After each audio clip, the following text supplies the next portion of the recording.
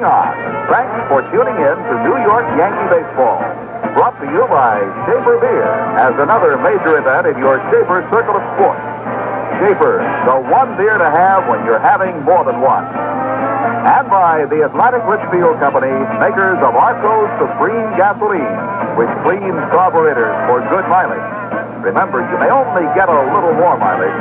Sometimes that's enough.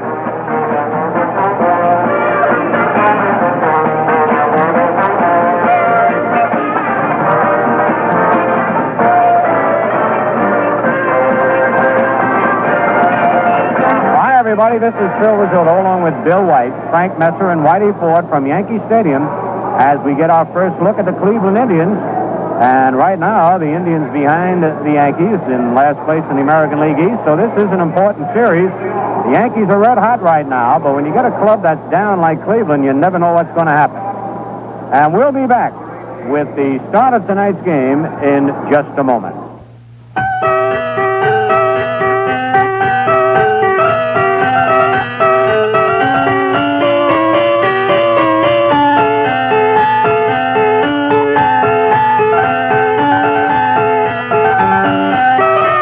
This is the story of a thirsty piano maker. His name was I.F. Luther, and he was the first man in America who ever bought Schaefer beer. On September 3rd, 1842, he walked into our brewery and took home a 5-gallon keg of Schaefer. That was the beginning of the one beer to have when you're having more than one. And we've been satisfying more than one beer thirsts ever since. Today, only Schaefer gives you flavor that doesn't fade. First frosty glass to last. A more than one beer man couldn't ask for anything more.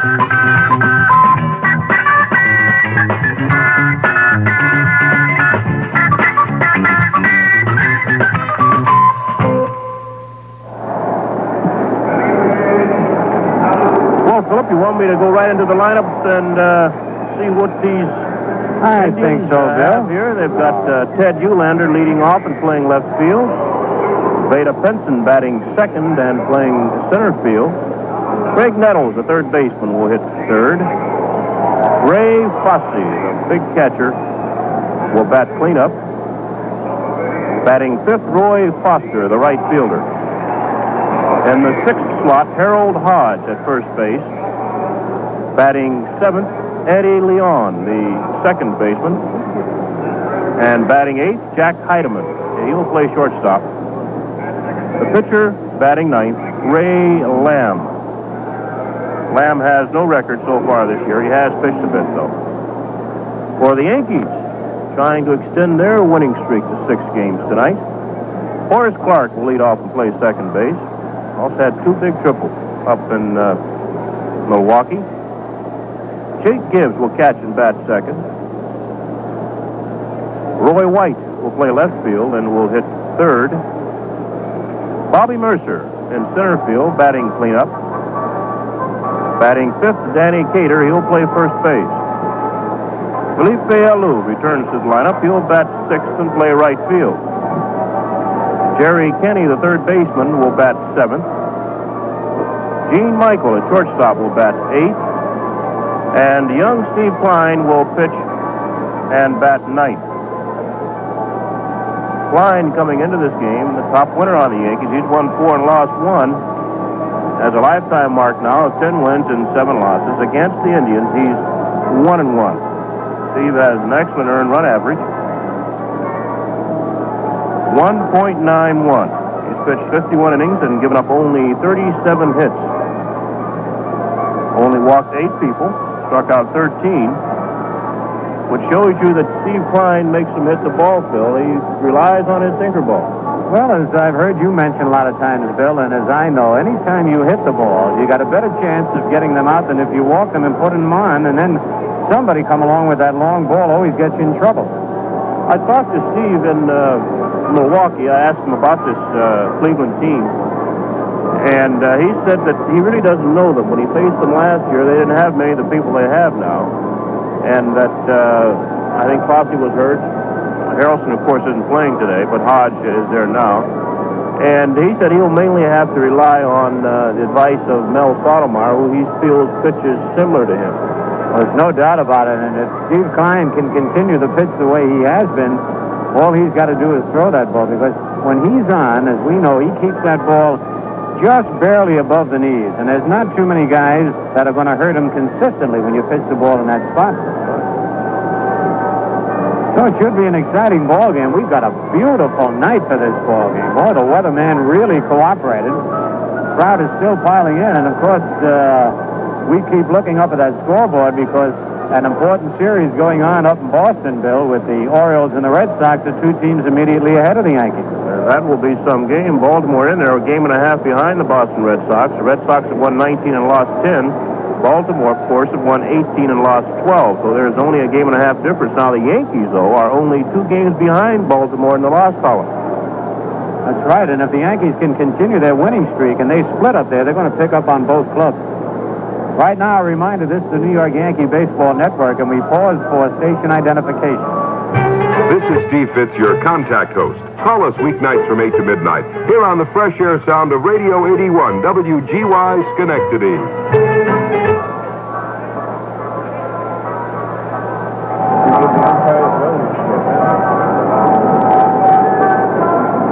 The umpires with Ralph Houck and Johnny LaPon, who has the Indian lineup up there for manager Alvin Dark, are out talking. At home plate will Bill Haller. At first base, Jake O'Donnell. At second, Frank Umont. And at third, Lou DeMuro. Those are the umpires. So we had a play that happened in Milwaukee when Peterson balked. I couldn't believe that. I was listening to you and Frank on the air. I didn't know what happened. Well, he started up. He was in a stretch, and he started forward. The ball just flew out. And it landed maybe halfway between home plate and first in the pitcher's mound, right in the triangle there. So I said, well, maybe they ought to claim that's a pitch. So today, down underneath, I talked to Bill Haller, the home plate umpire, and asked him exactly what constitutes a pitch. And he said the ball must go over either foul line or across the plate, and that's a pitch. Evidently, it happened last year in the World Series when Palmer was pitching for Baltimore. Well, that's right. But if I think I'd have hollered that's a pitch, because it went toward the mound. But the official ruling after last year was that the ball must cross one of the foul lines or cross the plate, and that's an official pitch. That would have been a riot because had the ball crossed the foul line, I guess the runner who was, I believe, at first base at the time might have been so surprised maybe he wouldn't have gone. He wouldn't know. We were all surprised. We saw the ball coming out. Nobody knew what to do. Well, there go the Yankees.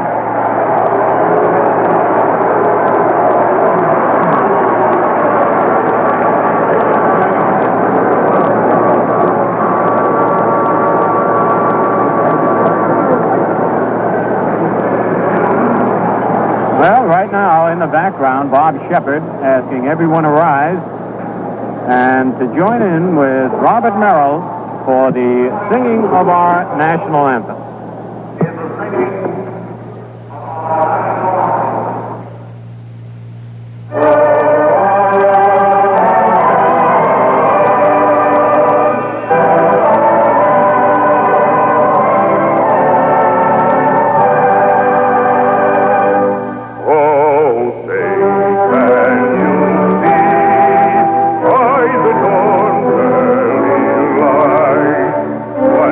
Proudly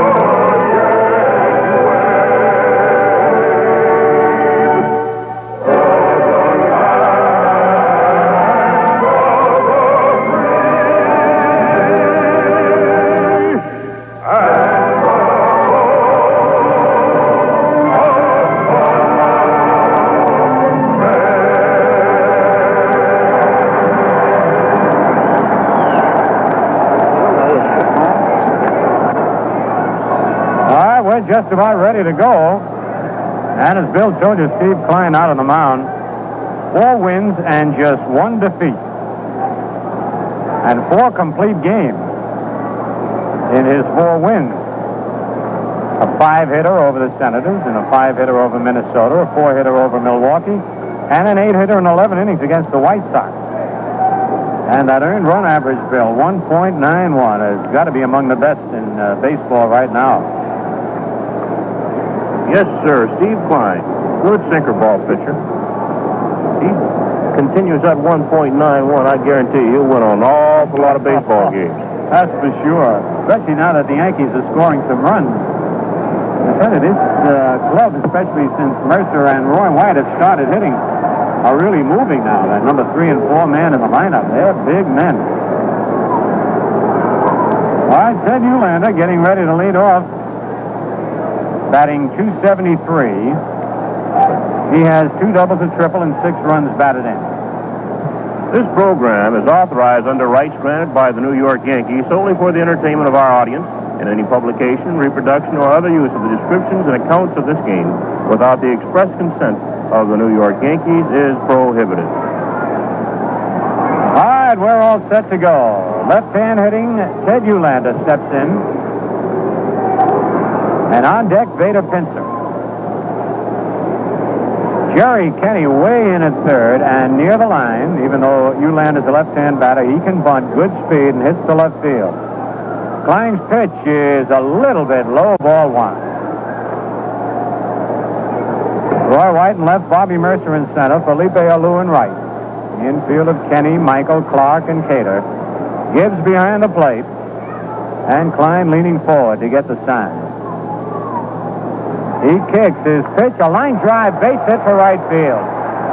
Alou comes in, up with the ball. Eulander makes the turn and then comes back. So the leadoff man gets a line single to right field. This ball game is underway. And it brings up Vader Pincer. And here's a man that Bill White has played against many, many years. And it's surprising to see him leading the American League in stolen bases with 10, Bill. Right, I played with Vader 2 years ago, and I asked him about that. I told him he was a little too old to be stealing that many bases this late. All right, he's batting only .241, another left-hand batter. A bouncer in front of the plate, Klein up with it, goes to Michael, 1. No chance for the double play. And Gene, not too wisely, Gene usually moves out there, but he stayed after he caught the ball, and Eulander slid across the bag. And Gene very wisely lifted his leg, and Eulander brushed against it. Sometimes you can take a throw and just stand there and really get racked up by that runner coming in. But they get the 4th play from 1 to 6. Eulander out, Pinson safe at first, and the batter, another left-hand batter, Greg Nettles, the third baseman, hitting just .150, 2 doubles, 4 homers, 11 runs batted in. So we'll have to kind of keep an eye on Vader Pinson, as we told you, 10 stolen bases. Stretch by Klein. Checks Pinson. His pitch is a curve low, ball 1. Bill, Vader's only been thrown out 1 time, and that was attempting to steal third base. So he's been highly successful. He sure has. That is some percentage in stealing bases. He always has been very fast. Throw over there, but Pinson is back. Michael is shading the left-hand hitting Nettles towards second base. So it looks like Gene will be covering all the way. Outfield swung around towards right on Nettles. Klein sets. Oh, what a jump Pinson had.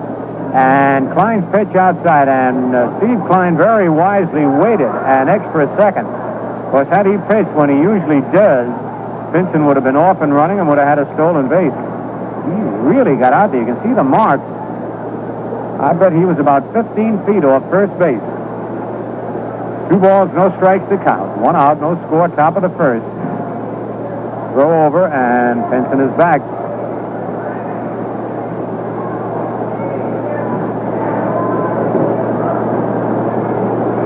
All right, Steve gets the sign from Gibbs. There goes the runner. The ball is fouled off.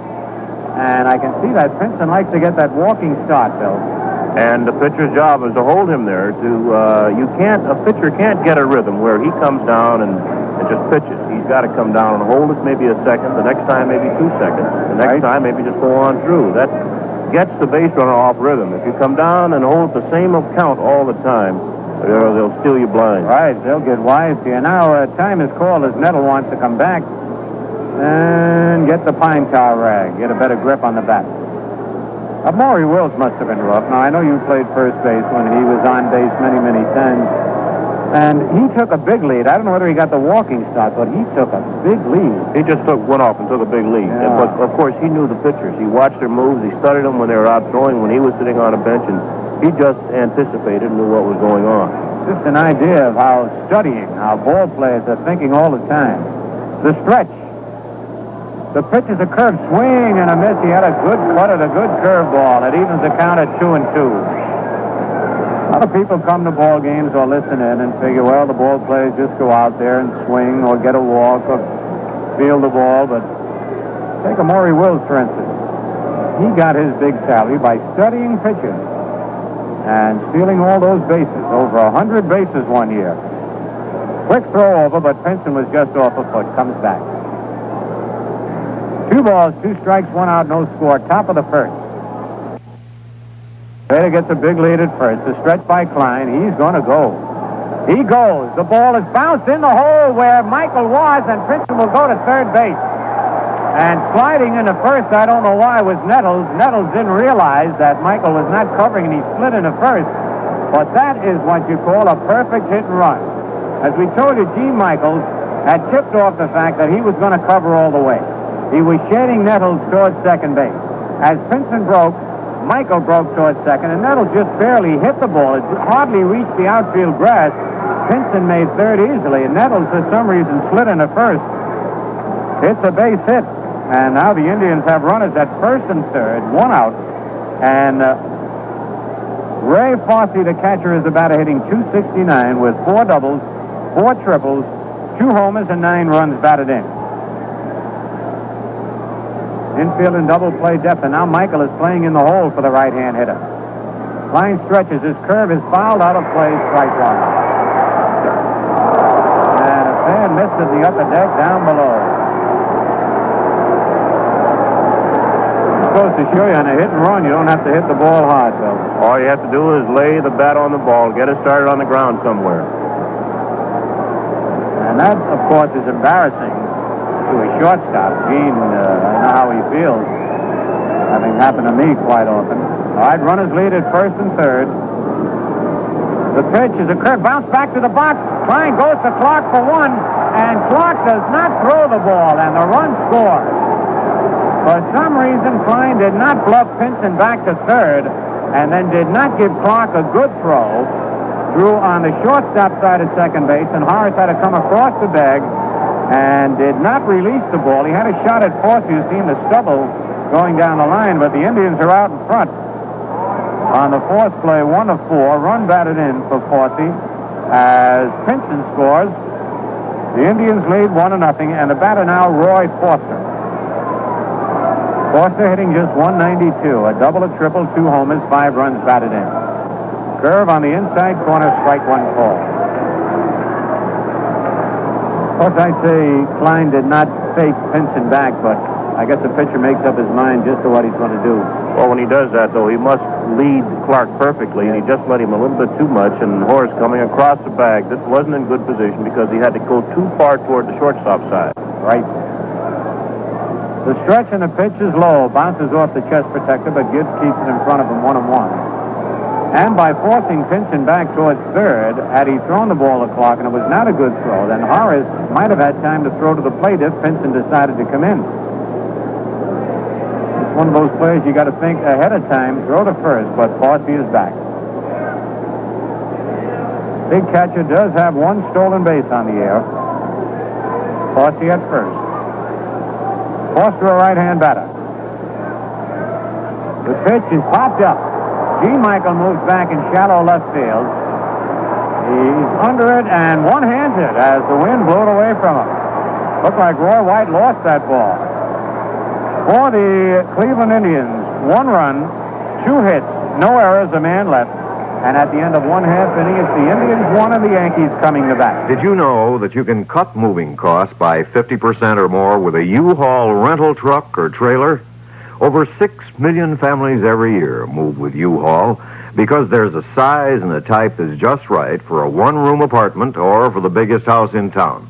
And if you're moving out of town, you can rent it here and leave it with a dealer where you're going.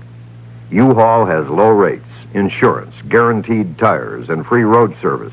Cargo insurance included on trucks and trailers. U-Haul has a free moving guide that's loaded with helpful hints for self-movers.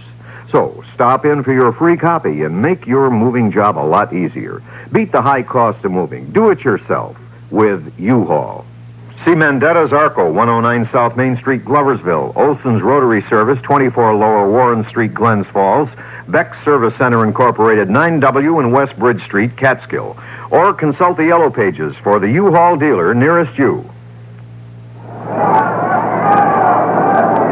Still looking up at that scoreboard. Baltimore-Boston, no score in the second. And there's no score now after 3. So that's an important series up there. Of course, Baltimore will be in here Monday and Tuesday night. So these 4 clubs, the Yankees in 3rd place, Baltimore in 2nd, and Boston in 3rd. This is going to be quite next few games here over the next few days. Should be really exciting. Who are those pitchers up there, Bill? Jim Palmer, who's won 5 and lost 1, against Sonny Siebert, who's won 5 and lost none for Boston. Oh, man. So there's going to be a lot of zeros up there, maybe, up on that scoreboard. Sure. Oakland is at Kansas City. Chicago at Minnesota. Detroit and Washington are playing. It's 1-0 Washington at the end of 2. Milwaukee's at California. In the National League, New York is at Pittsburgh. It'll be Kuzman against Bob Johnson. San Diego at Chicago. Philadelphia at Atlanta.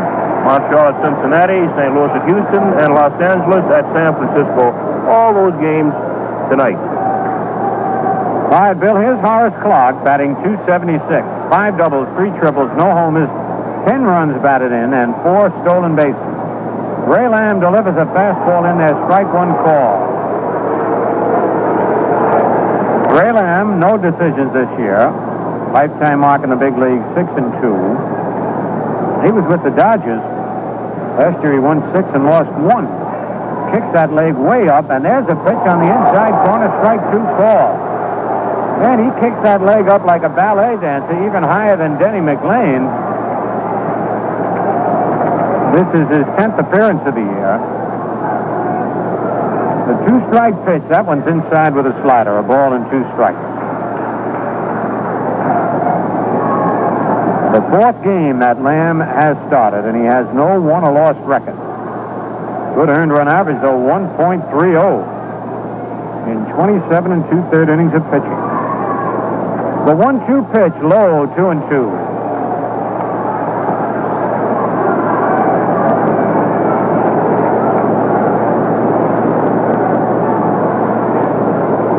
Lamb is tall and lean. Ready for the 2-2 pitch to Clark. He loops one foul. It's going back in. The seats are out of play. Nettles, the third baseman, chases it over, but it goes a couple of rows back. The Indians 1 and the Yankees nothing. We're in the bottom of the 1st inning.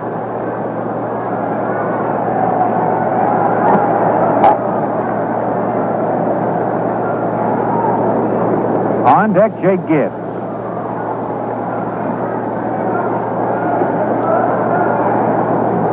Again, the 2-2 pitch. Swing and a miss, strike 3.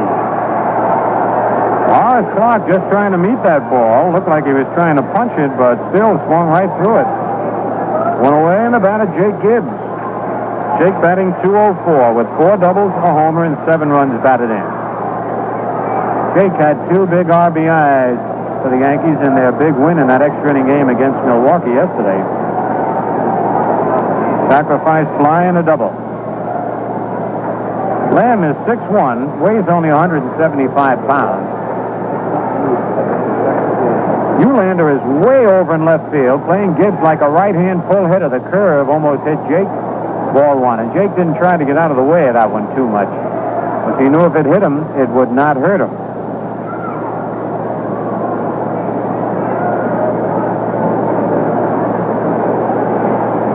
The 1-0 pitch, bouncing ball, foul outside at first, one-handed by Harold Hodge at first base.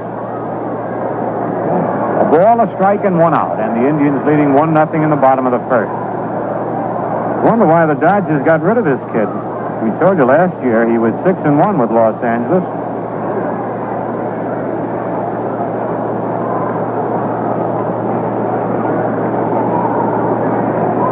That Lamb, no windup at all. His pitch outside, 2-1.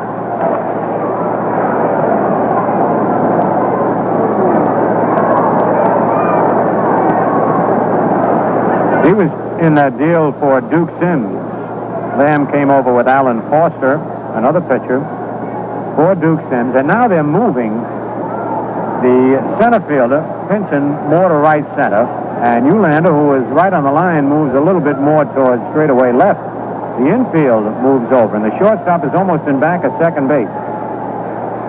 Swing and a miss on an off-speed breaking pitch, 2-2. And that Greg Nettles did a little dance just before that pitch. He went way over towards shortstop. And if they throw one outside to Jake, he'll hit one right past Nettles in the left field. The 2-2 pitch. High, and it's 3-2.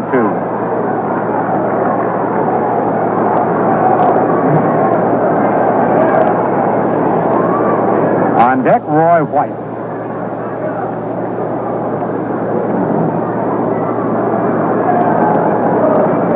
One out, nobody on. The payoff pitch is looped in the right field, not too far. Coming in is Roy Foster, and Foster makes the catch for a 2-out. Jake hit that right off the end of the bat. 2 out, and the batter, Roy White. Roy hitting .309, 3 doubles, 2 triples, 6 homers, and 16 runs batted in.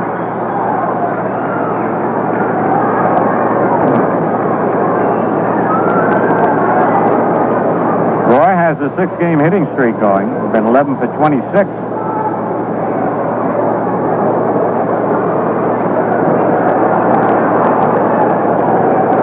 1-0, the Indians lead. The pitch is high and tight, ball 1. Bobby Mercer on deck.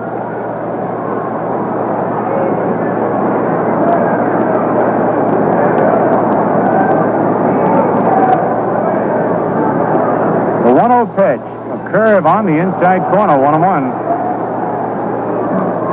Well, these Indians really give the Yankee left-handed hitters a lot of room in left center field. There's a big alley out there between Pinson and Eulander. Melvin Dock, he likes to play a little unusual baseball, like some managers do. Bouncing ball hit slowly to second. Up with it, Leon throws to first in time. And the Yankees are out of there 1-2-3 in a hurry. At the end of 1 full inning, it's Cleveland 1, the Yankees nothing.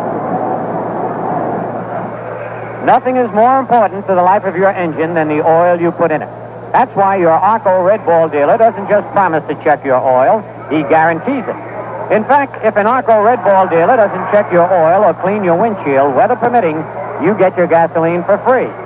Red Ball service is your Arco dealer's way of assuring you of good service, so that you get the same good service when you're on vacation as you get at home, so that you get the same treatment from a dealer who doesn't know you as you do from the guy in your neighborhood. The details may vary from state to state, but the quality of Red Ball service never varies. If it does, you don't have to pay. Arco Red Ball dealer service. You're ahead even when you don't get it.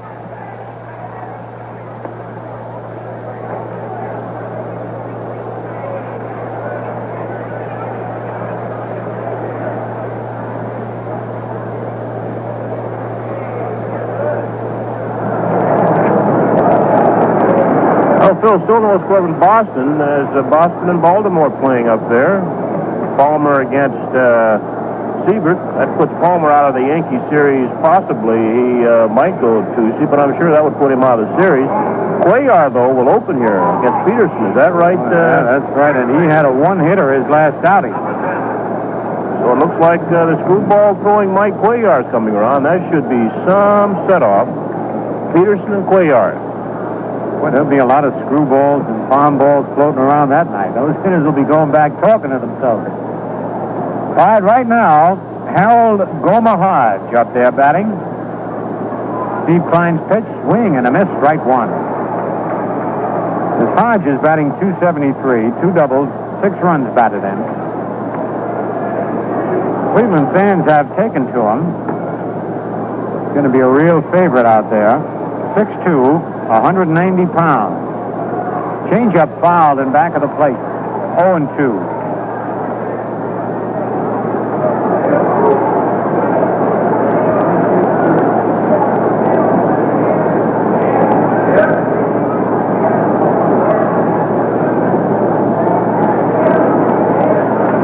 Now the two-strike pitch. Bouncer right back to Steve, pops it up in the air, catches it, throws to first in time.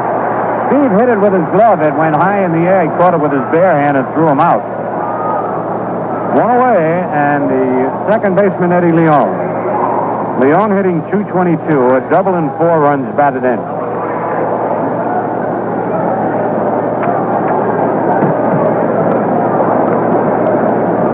Leon is a 6-footer, 175 pounds.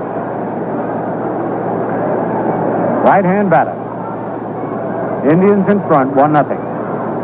Klein's pitch, line right at Clark. He short hops it, throws to first in time. Oh, pretty play by Horace Clark, and that's a tough chance. Those are the kind you either get them or you don't. But if you position yourself in front of him the way Horace did that time, you got a better chance. Well, at least you'll mark it down if it gets through you. Horace got right in front of the ball and got the glove down, got the tailgate down, as we say, and if he had missed it, it would have been in front of him. That's all you need at second and at third. Knock the ball down. Right, here's Jack Heidemann, the shortstop. Take the pitch low, ball 1. Heidemann hitting .204, 1 double and 1 run batted in. 2 out, nobody on. Klein's pitch on the inside corner, 1-1. On deck, Ray Lamb, the pitcher.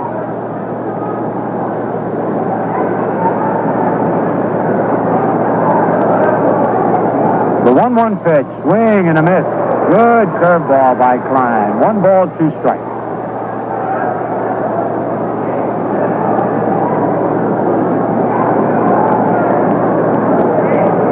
Now Steve looks in. He can afford to waste one.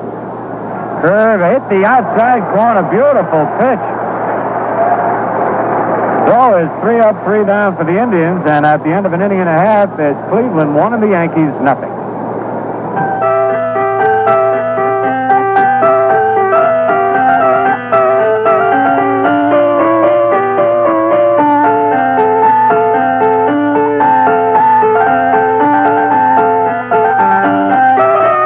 This is the story of a thirsty piano maker.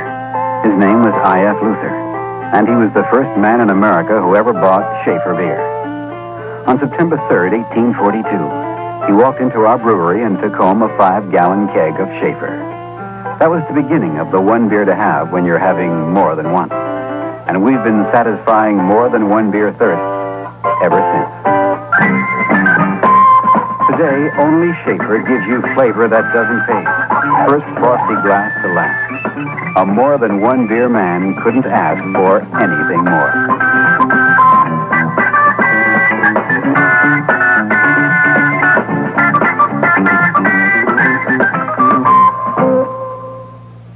Well, tomorrow will be Yankee autograph session. 3 Yankee players, Jimmy Lytle, Lindy McDaniel, and Steve Klein, who's pitching here tonight, will be available for autographs tomorrow between 12 and 12:15. You can find them in left field at the base of the sections 36 and 38. So you'll have 3 Yankee players out there, Jimmy Lytle, Lindy McDaniel, and Steve Klein, and they'll be willing to give you autographs on anything you might bring out in left field tomorrow between 12 o'clock and 12:15. Sections 36 and 38.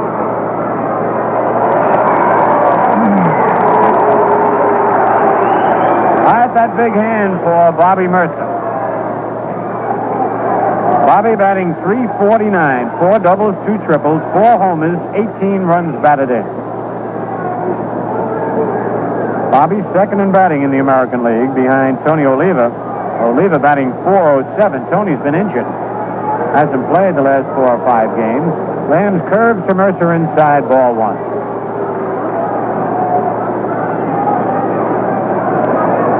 The Indians leading 1-0. And the center fielder and the right fielder pulled over for Bobby. He swings and misses, 1-1. Again, that big hole, as Bill White told you, in left center field, and a line drive right over second base could be extra bases for Bobby, the way they're playing him. But this Ray Lamb got an unusual pitching delivery. He pitches, brings his left foot straight down, and then almost falls over it as he delivers the pitch. Looks like he's going to trip on it. Might be a little tough for him to field bunts. Haven't seen him. We'll keep an eye on him. Nettles is in at third. The 1-1 pitch. Slow curve in there. Strike two. 1 ball, 2 strikes. Got to be a deceiving motion for the hitter. Danny Cater on deck.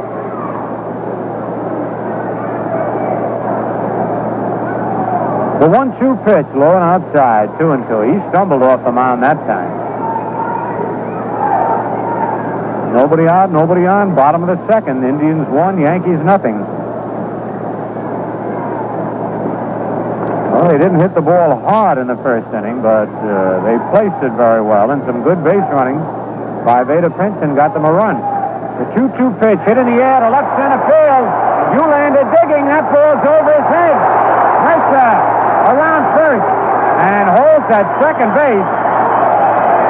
And just as we were telling you the way they were defensing against the Yankee left-hand batters, Bobby Mercer drilled one in that vacant spot. The only thing that kept it from going for a triple, all the rain we've had, is the ball landed well over Eulander's head, and Eulander racing for it. The ball hit the soft ground and stopped. Well, Bobby would have had a triple, and Mercer right now at 355. He is red hot. A long double for Bobby, his 5th of the year. And now Danny Cater. Danny batting .228, 4 doubles, a triple, 8 runs batted in. Lamb sets. His pitch to Danny. Bouncing ball up the middle. That's a base hit. This will tie up the ball game. Mercer's around third. He'll score easily. And it's a 1-1 ball game. With the score tied 1-1. A reminder, this is the New York Yankee Baseball Network. And we pause for station identification. This is Steve Fitz, your contact host. Call us weeknights from 8 to midnight here on the fresh air sound of Radio 81, WGY Schenectady.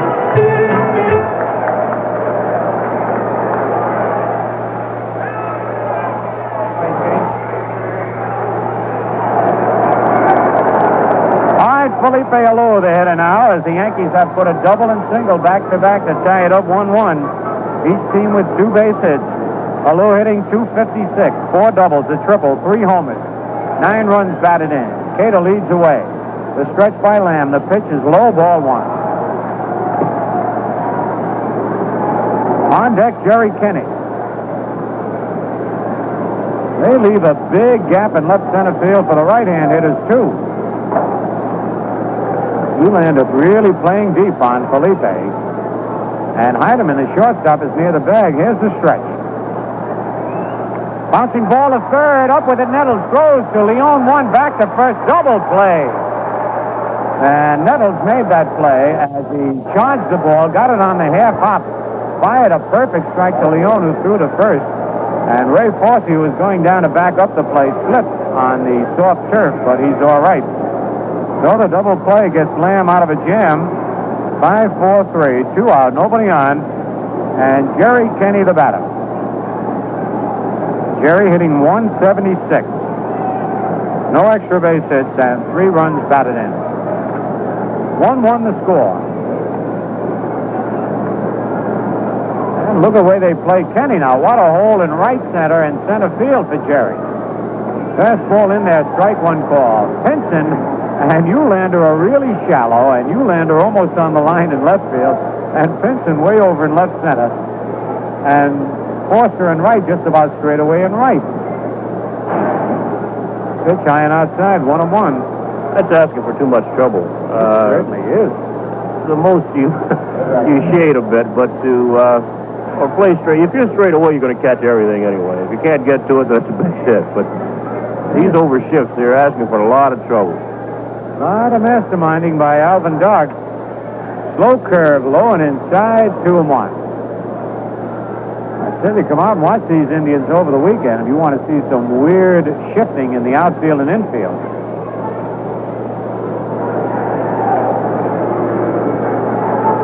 All right, Lamb gets the sign. The 2-1 pitch in there. Strike 2, 2-2. At the end of one inning, the Mets have gone ahead of the Pirates 2-0. First game of their big series out in Pittsburgh. At the end of 4 now, it's Baltimore nothing and the Red Sox nothing. Here's the 2-2 delivery. Outside, 3-2. The end of 4, Washington 1, Tigers nothing. End of 1, Montreal nothing, Cincinnati nothing. End of 1, the Phillies 1, Atlanta nothing. Cubs beat San Diego this afternoon 3-2, and they're red hot now. The payoff pitch to Kenny. Line drive, left field in the alley, but the soft ground will hold it up with it, Eulander, and Kenny's on with a base hit. And I tell you, if Eulander had been playing him straight away, he might have come up with that ball. But base hit for Jerry Kenny, the third for the Yankees, so you see how important that double play was for the Indians. And now the stick, Gene Michael, batting .244, 4 doubles, 12 runs batted in. Gene is third on the Yankees in RBIs. He's making his hits count.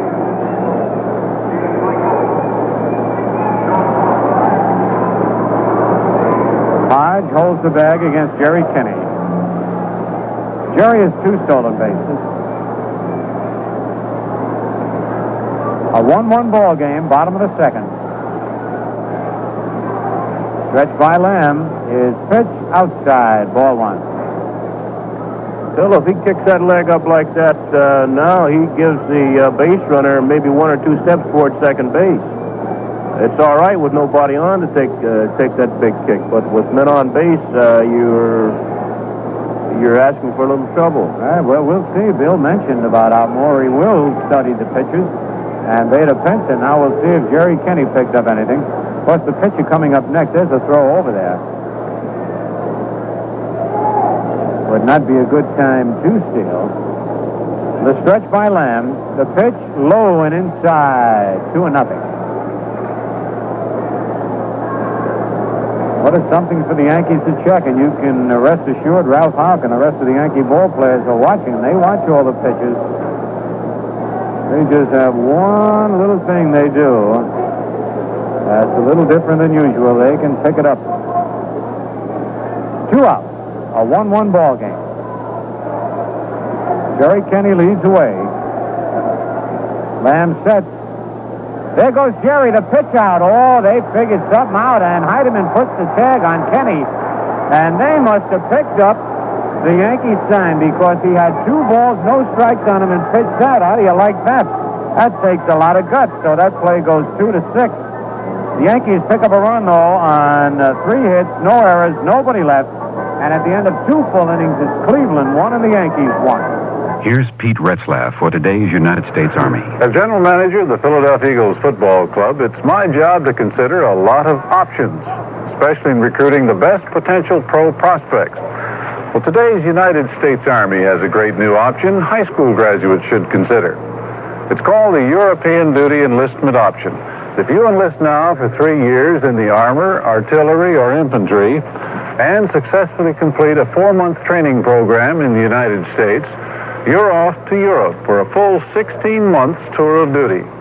And your 30 days paid vacation a year gives you the opportunity to travel all over Western Europe. So if you'd like the opportunity to see Europe, as few tourists do, see your Army representative for further information about a complete tour of duty under the new European Enlistment Option. Today's Army wants to join you. For the location of your nearest Army representative, call 800-243-6000, toll-free.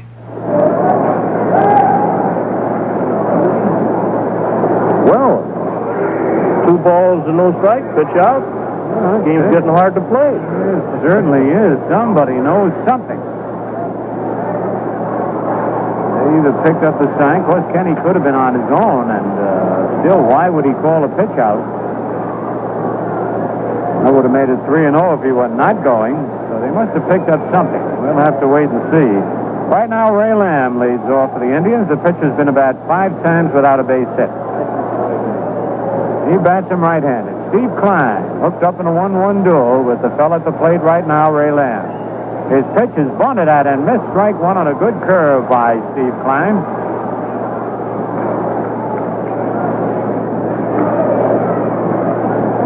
Yankees playing straight away and shallow on the right-hand hitting Lamb. On deck, Ted Eulander. Pitch by Klein in there. Another breaking pitch. 0-2.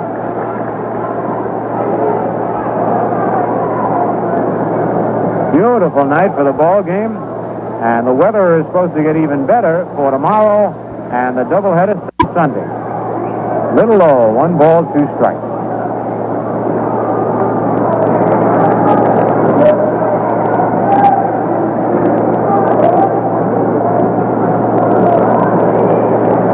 Klein on the mound. Rocks back. Curve swung at and missed, and he was trying to chop straight down on that curveball. Second strikeout for Steve Klein, and he struck out the last 2 men he's faced. Heidemann to end the top of the second, and Lamb here to open the top of the third. Ted Eulander, single to right field, his first time up.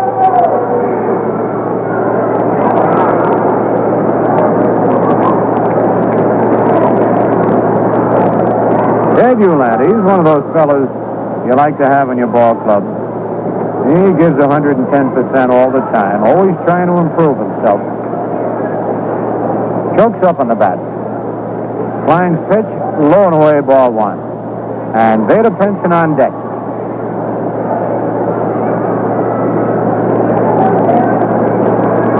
Kenny's in at third. Klein's curved line, one-handed by Danny Cater. He took a double away from Ted Eulander. Danny Cater just reached out that long left arm and gloved it one-handed, 2 away. Now Vader Princeton bounced into a 4th play in the first inning. Then on the hit and run went to third when Greg Nettles hit a slow grounder right through the spot vacated by Gene Michaels and scored on a bouncing ball back to the box. Pitch to Princeton, low, ball 1. I don't believe he's changed his stance one bit, Bill, in all the years he's been in the big league. No, he's been a good hitter ever. His first year he got 205 hits. Right. He's been a good hitter all the years he's been up here. No reason to change you doing that. He slices one foul, and it's 1-1. Vader Princeton had a fine career. Started out with the Cincinnati Reds. Played at St. Louis 1 year back in 1969, and then over to Cleveland in the trade for the center fielder, Cardinals. The 1-1 delivery is a curve swung at and missed, a high curveball. Princeton is 5'11", 182 pounds. And this year, Vader has 1 home run, which gives him a total of 221 lifetime homers. That's a lot of home runs. He's not a big fella. Hits one high in the air to left center. Bobby Mercer and Roy White. Roy White calling now and makes the catch. So the second inning in a row that Steve Klein has set the Indians down in order. And at the end of 2 1/2, it's Cleveland 1, the Yankees 1. What would you think of a restaurant that guaranteed good service or your money back? You'd be ahead of the game either way, right? Well, that's pretty much what happens with Arco Red Ball Dealer Service. If your Red Ball service dealer doesn't clean your windshield or offer to check your oil, weather permitting, he'll refund the price of your gasoline. Red Ball service is your Arco dealer's way of assuring you of good service. So that if you're on a trip, you know you're going to get the same good service you get in your neighborhood. So you get the same service from a dealer who doesn't know you as you do from a guy who's known you for years. The details may vary from state to state, but the quality of Red Ball service never varies. If it does, you get your gasoline for free. Arco Red Ball Dealer Service. You're ahead of the game whether you get it or not.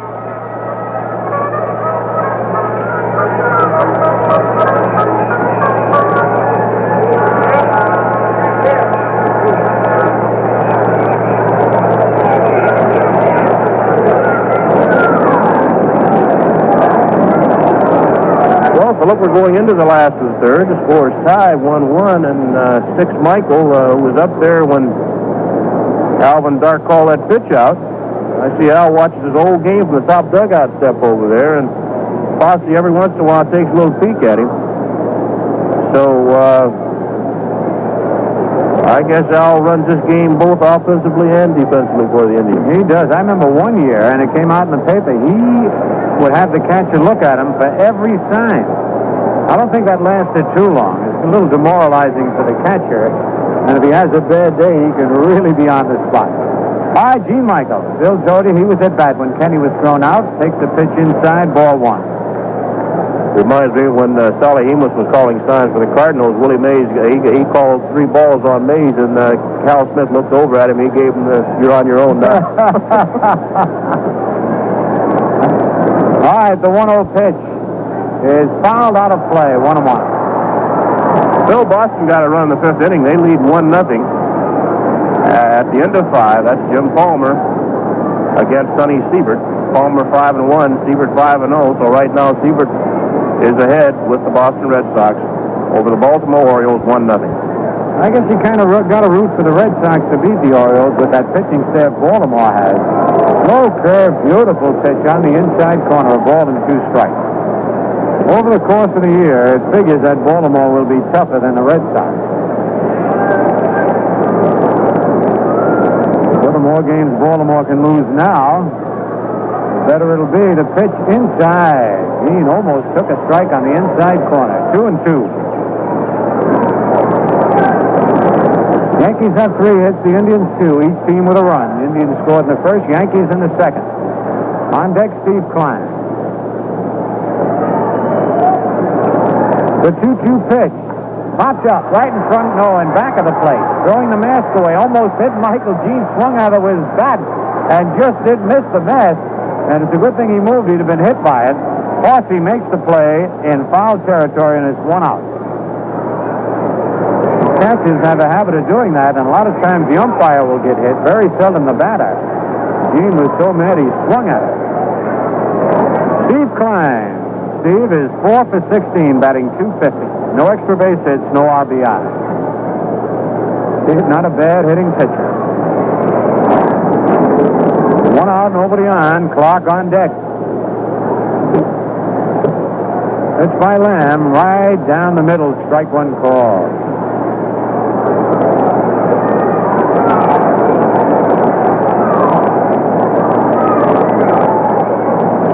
One of the few hitters they play straight away. Steve hits one right back to Lamb. He one-hands it, flips to Hodge, and there are 2 away. Steve hit the ball real well, but right at the pitcher. Now the horse, Harris Clark, who struck out his first time up.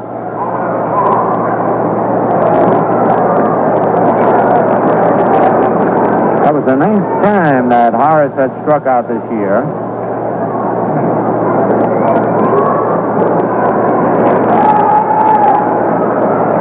Two out, 1-1 the score, bottom of the 3rd. Mr. Harris, a curve inside, ball 1.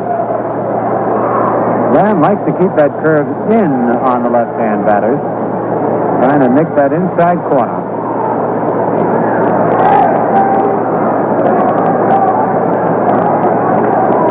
The 1-0 pitch is lined and right under the glove of Eddie Leon in the right center field. Clark around first, holds on.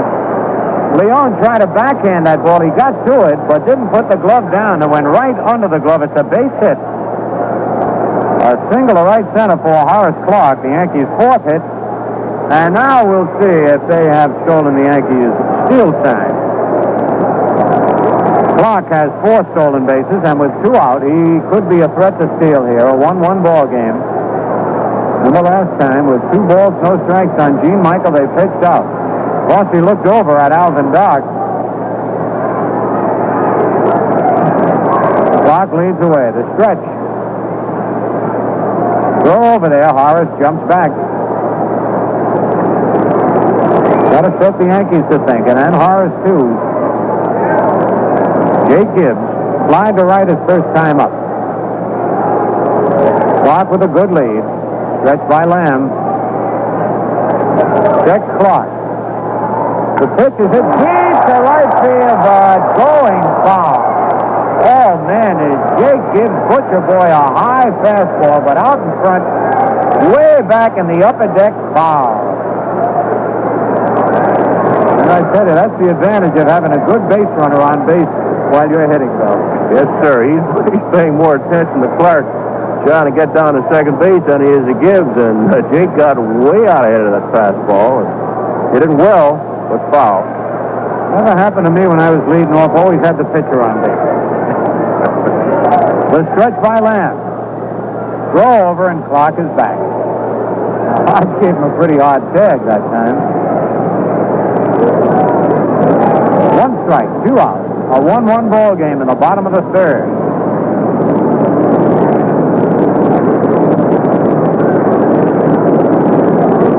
Ray Lamb, glove on his knee, and the ball in back of him. Looks in for the sign. Now the stretch to the belt. Another throw over, and Horace has to dive back, which gives you an idea that Clark might have had ideas of going on that pitch. When you see a runner dive back into first, it's taking a little extra long lead and a kind of leaning towards second. You got to do that if you want to steal the base. You can't be a defensive base stealer. Stretch by Lamb. Clark doesn't go. He bluffs it, and the pitch is low. 1 ball, 1 strike. One good thing about hitting with a runner like Clark there, or Mercer, or Kenny, or some of the Yankees who steal a lot of bases, that catcher wants the ball fast, and he's going to call for a fastball. He doesn't want the curveball in the dirt or the curveball to take time. He wants the fastball, and that, of course, helps the hitter.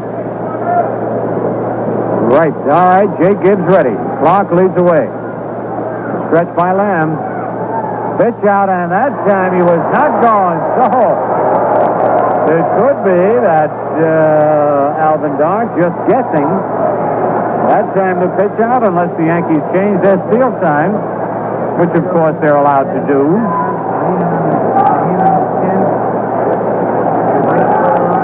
2 balls, 1 strike to count. Harris leads away again. Quick throw over, and Harris has to dive back again. Ball got away from Hodge, but not too far. Clark, who had slid head first, couldn't get up and turn and go to second.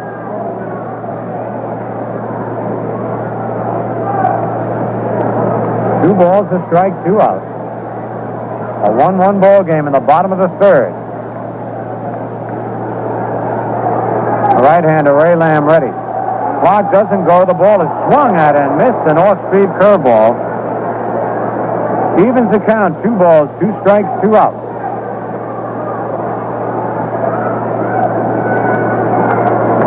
Now Fossey looks over at Alvin Dark again, and Dark goes to his ear, to his chin, to his nose.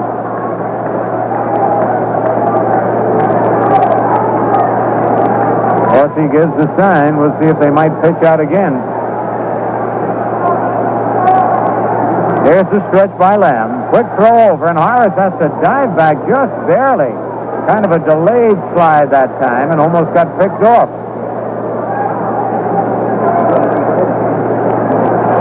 Again, the stretch by the right-hander. He looks at Clark. Another throw over, and again Harris has to dive back. Boy, I said it. Time is called. Harris wants to talk with Elston Howard right now. And any time Horace Clark is on first base, you'll see many, many throws over there by the pitcher. He's an exciting base runner. You get that pitcher to throw a lot over to first base. Takes a little off his fastball. Here's the stretch. Clark's going. The slow curve is fouled at the plate. And Horace slid in a second, not knowing the ball had been fouled. Has to go back. Horace picked a perfect pitch to go on, but Gibbs with 2 strikes on him had to protect the plate. It would have been a strike. 2 balls, 2 strikes, 2 outs. Horace now with a lot of the Yankee Stadium infield dirt all over him, front and back. Sliding head first and hook sliding into second. Gibbs the batter. Roy White on deck. A 1-1 ball game, bottom of the third. The stretch. Throw over, and Horace dives back again. Boy, I'm telling you, they're both getting a workout. Lamb and Clark. Right-handed to the belt. Looks at Clark. Horace does not go. The slow curve is bounced foul past Elston Howard. Great play by a youngster in the first row of the box seat. So it's still 2-2, and what a duel this is between Lamb and Jake Gibbs, Fossey the catcher, and Clark the base runner. And you got to put Alvin Dark in there too. He's trying to figure out when they should pitch out. Here's the stretch. Clark's going. There's the pitch out. Throw to second is high, and Clark is in with a stolen base. So 2 out of 3 times Alvin Dark has been right. They had the pitch out, but the throw by Fossey was high, and Horace gets his 5th stolen base of the year. It's a full count on Jake Gibbs. A lot of masterminding going on right there on what appears to be a simple play, holding the runner at first or throwing him out at second. 3 balls, 2 strikes, 2 outs. Horace in good scoring position now. And he'll be off with the crack of the bat with 2 outs. Lamb sets. Then steps off the rubber. Hyden in the shortstop had come almost to second base. And Lamb wanted to make sure he got back in position. It's also tough on the hitter when you got a base runner like Clark, but you never know when the pitch is going to throw to the plate. The payoff pitch. Slow curve swung at and missed, strike 3. Boy, that's a beautiful motion that Lamb has on that slow curve. For the Yankees, no runs, a base hit, no errors, a man left. And at the end of 3 full innings, it's Cleveland won and the Yankees won. Take a look at the other scores. At the end of 5, the Red Sox won and the Orioles nothing. Jim Palmer 5-1 against Sonny Siebert 5-0. Oakland at Kansas City. Oakland with Vida Blue, who is 8-1 and earned run average of 1.02 and has 8 straight wins in all complete games going against Wright for Kansas City. Chicago at Minnesota later on. Washington 2, Detroit nothing into 5. Zepp against Denny McLean. And McLean throwing a shutout against his former teammates. Big Frank Howard got his 4th homer of the year in the 2nd inning. Milwaukee at California later on. The Mets at the end of 1 lead the Pirates 2-0. Koosman against Bob Johnson. San Diego at Chicago. The Cubs won that this afternoon 3-2. Pappas the winner, Allen the loser. Phillies 2, Atlanta nothing into 3. Lersch against Reed. Montreal nothing, Cincinnati nothing end of 1. Stoneman against Nolan. Cardinals nothing, Houston nothing end of 1. Gibson against Billingham. And the Dodgers at San Francisco later on. Here at Yankee Stadium, it's all tied up 1-1. We go into the top of the 4th inning, and it'll be Nettles, Fossey, and Foster to face Steve Klein. Remember, tomorrow, the Yankees and the Cleveland Indians will be meeting, and then Sunday, ball day. Big doubleheader starting at 1 p.m. here at the stadium with these same Cleveland Indians. And that real good quality Wilson Sporting Goods baseball with a cork and rubber center. And the Yankee team name on each will be given to all young fans, boys and girls, 14 years of age and under, accompanied by an adult. Greg Nettles, who singled to left field his first time up, takes a strike. Nettles on a perfect hit-and-run play hit a slow ground ball that barely reached the outfield grass to send Pinson to third. Left-hand batter fouls the ball off the mask of Jay Gibbs. Strike 2.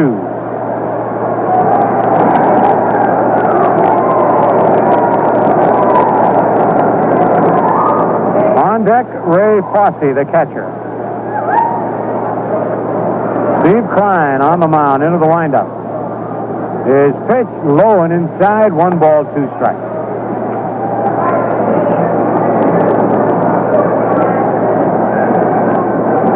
Roy White shading Nettles over in left center. Bobby Mercer slightly in right center. Alou deep in right. Change up outside, 2-2.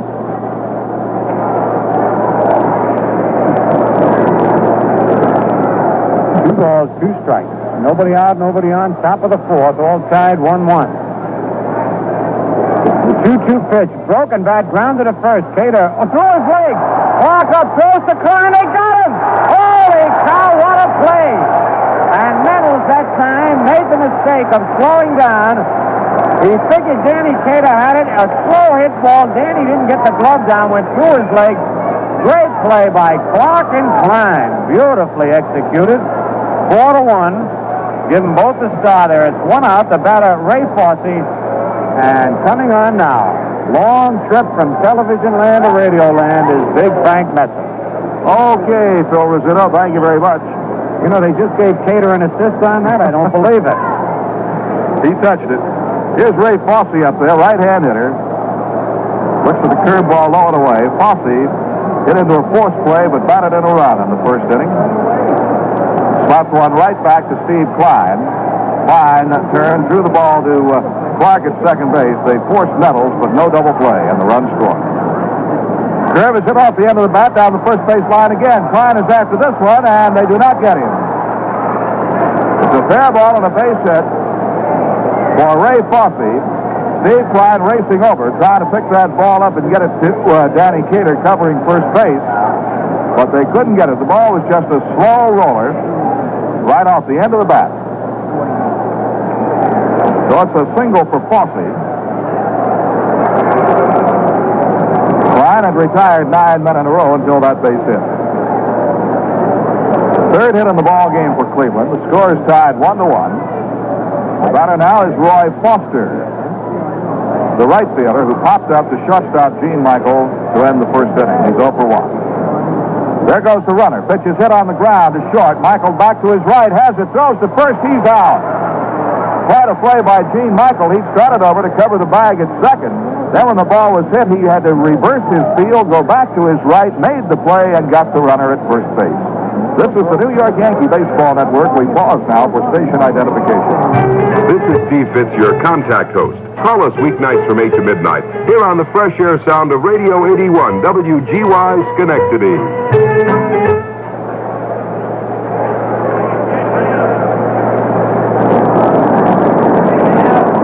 First baseman Gomer Hodge steps in. Left-hand batter. He hit back to Klein his first time out. Klein's been a busy man afield as well as pitching tonight. He curves him low, ball 1.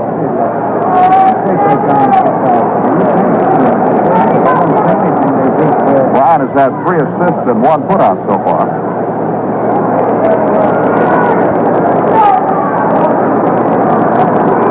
One ball, no strikes to Gomer Hodge. He pops this one up foul down the third base line. Jerry Kenny in foul ground is under it, makes the catch, and that retires the side. No runs, a base hit, no errors, a man left. And at the end of 3.5 innings of play, the score, Cleveland won and the Yankees won. You know how it is with that first cold beer.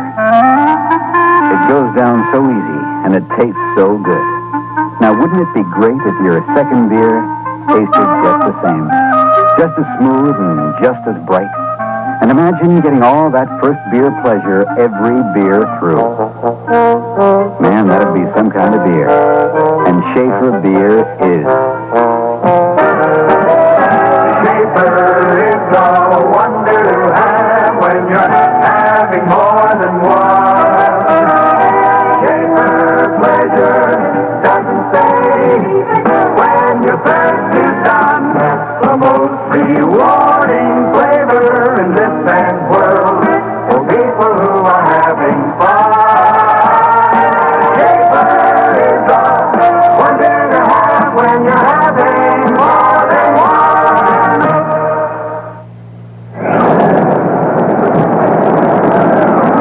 Well, I'll tell you, Frank Messer, they are not hitting Steve Klein hard at all. As a matter of fact, in that very first inning, the 2 hits they did get were not hit hard. The single by Eulander, and of course, that great hit-and-run single by Greg Nettles that barely reached the outfield grass. And here, a couple of slow rollers got them in trouble and could have been quite an inning if Clark and Steve Klein hadn't made that great play. That's right. Uh-oh. like Fosse. He's all right. Thought he got his hand into his mitt before the ball got there on the last warm-up throw from Ray Lamb. He might have. He's clenching that fist. That happens once in a while. He shook his hands, then he made his throw to start the pepper. So I guess he's all right. Roy White grounded out to second base his first time up. He is now batting .306. Hitting, of course, left-handed against the right-hander Ray Lamb. Lamb turns it loose, and it is a breaking ball for a ball one inside. Whitey Ford described Lamb's curveballs as sort of three-quarter speed and half speed. I guess that's about it. He doesn't seem to throw hard. He misses high, ball two.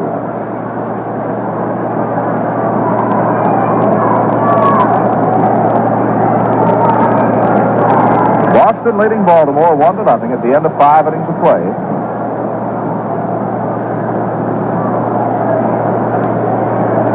Two balls and no strikes. The kick and the pitch. Popped up outside the third baseline. Nettles is after it. And Nettles makes the catch. Heidemann slams into him. Nettles holds onto the ball. The shortstop, cutting across, banged into Greg Nettles. They both hit the rolled-up tarpaulin just in front of the seat. But both of them came up okay. Nettles held the ball, and White is out.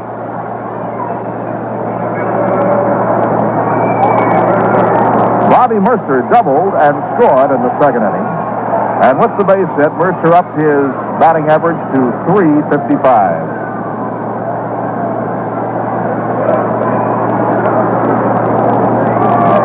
1-1 ball game. Waiting for Mercer now to get a toe hold down there. The Indians got a lot of left-hand hitters in the lineup. Looks like they're messing up that left-hand hitter's batter's box out there. Mercer looks at a call, strike one.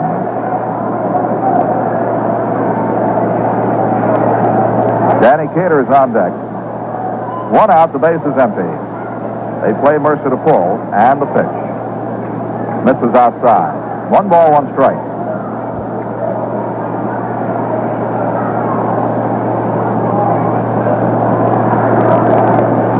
I don't think Lamb will throw in too close to the inside of the plate on Mercer.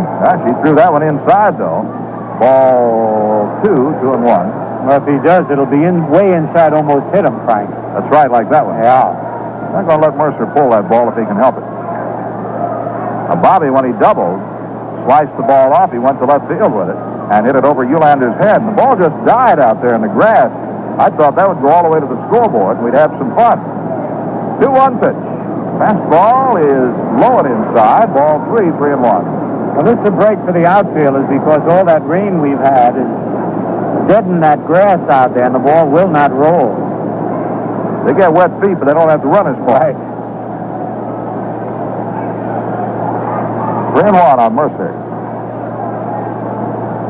Lamb winds, kicks and deals. Curve is fouled away. Bobby got it right off the end of the bat. Fouled it back almost into the press box.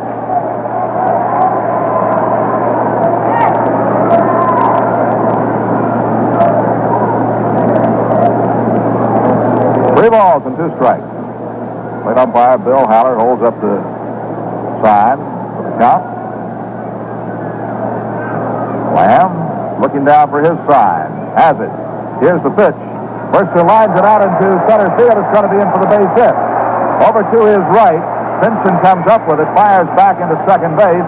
Throw gets through Heidemann by Eddie Leon right there to back it up. And Bobby Mercer has his second hit in this ball game. He is now batting .361. He's got to have right now the hottest bat in the league, Phil. Yes, sir. With Tony Oliva being injured and not in there, he is the hottest hitter right now. That was Mercer's 38th base hit.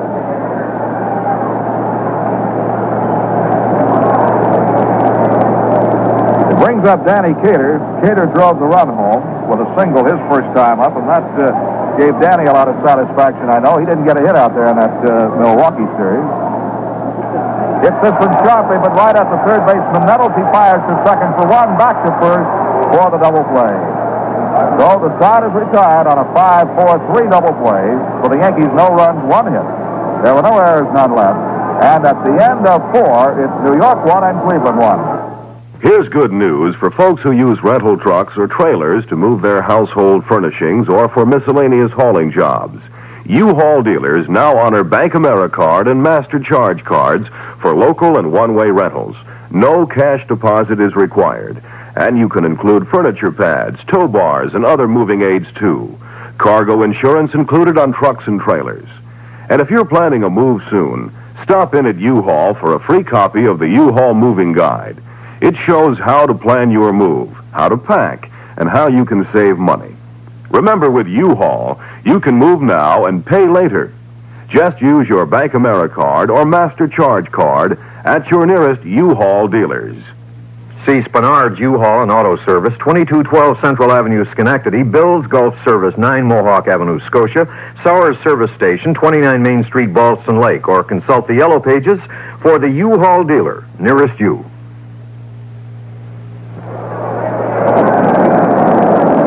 Well, 3 Yankee players, Jimmy Lytle, Lindy McDaniel, and Steve Klein, will be available for autographs tomorrow between 12 a.m. and 12:15 a.m. out in left field. And that'll be at the base of sections 36 and 38. 12 p.m. and 12:15 p.m. We say 12 a.m. Well, 12 a.m. could be 12. No, noon is 12 p.m. You're right, Bill. We don't want to be photographing at midnight out here. But they'll be out there for 15 minutes. Frank? All right. Eddie Leon leads things off in the top of the 5th. Right-hand hitter. Grounded out to Clark at second. His first trip. Fouls this one back upstairs. Strike 1.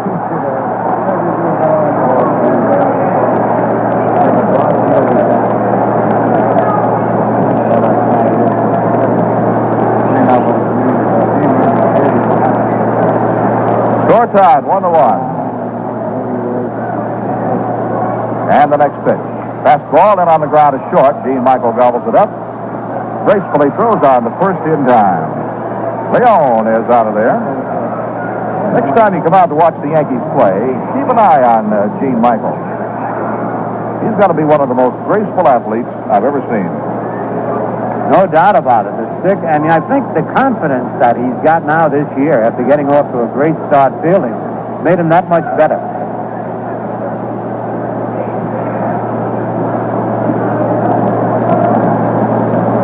Strike 1 is called now. The right-hand hitting Jack Heidemann.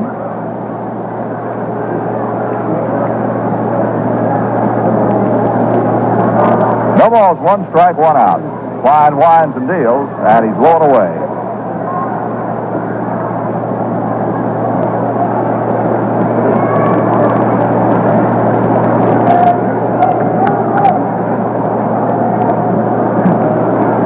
All right, here comes the 1-1 pitch. And a check swing grounder is foul off the first base line.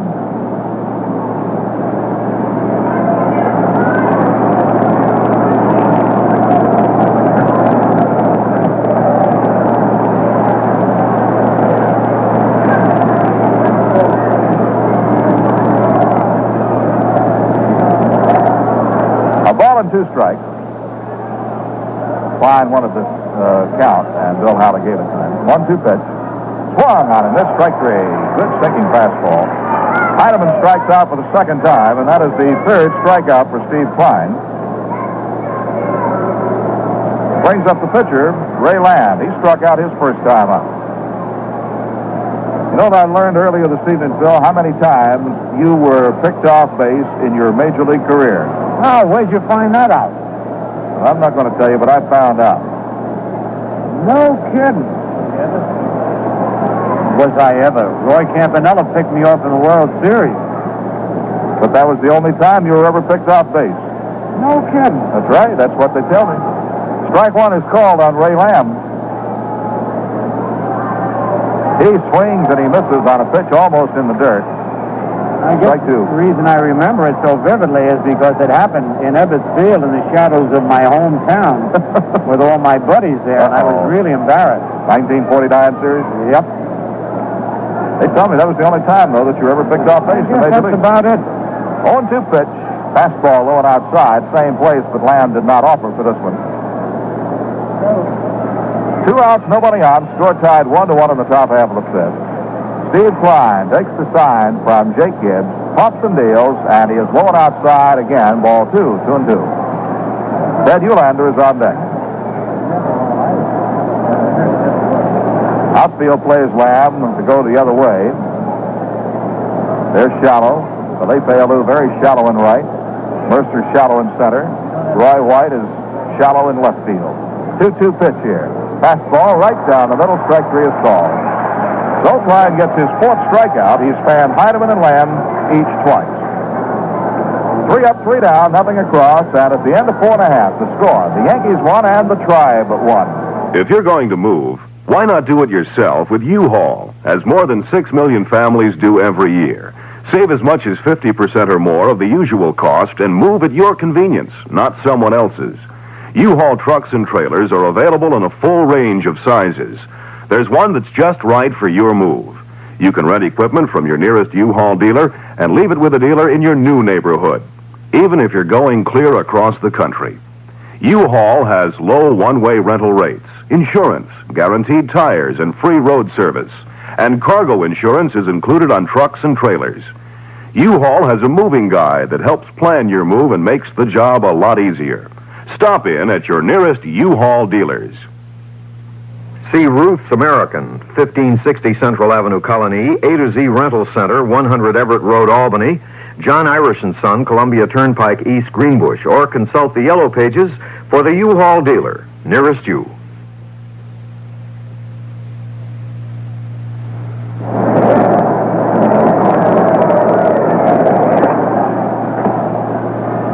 All right, we go now to the bottom half of the 5th inning. Felipe Alou to lead it off for the Yankees. Felipe grounded into a double play his first time up. Hit the ball sharply at Greg Nettles, the third baseman, and he went around the horn with it, forcing Cater at second and doubling Alou. Yankees have 1 run on 5 hits. The Indians have 1 run on 3 hits. Alou, Kenny, and Michael here in the bottom half of the 5th. Against the right-hander Ray Lamb. Here's his pitch to the right hand hitting Alou. Just missed the outside corner. Ball 1. I think both Fosse and Lamb wanted that pitch for a strike.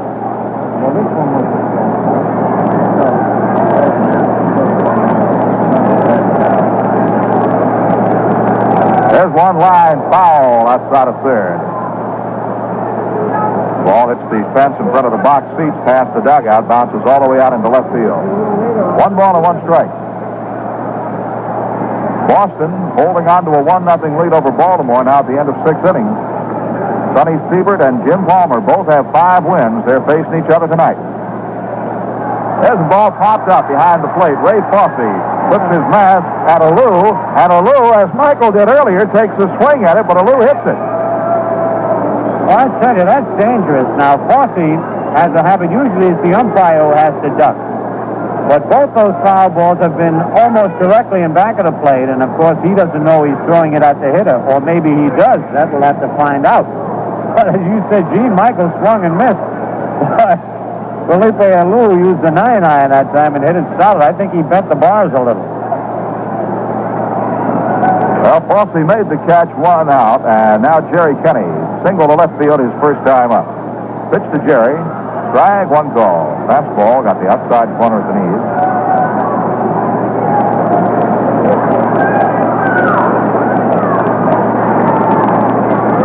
Washington holds on a 2-0 lead over Detroit at the end of 7 innings.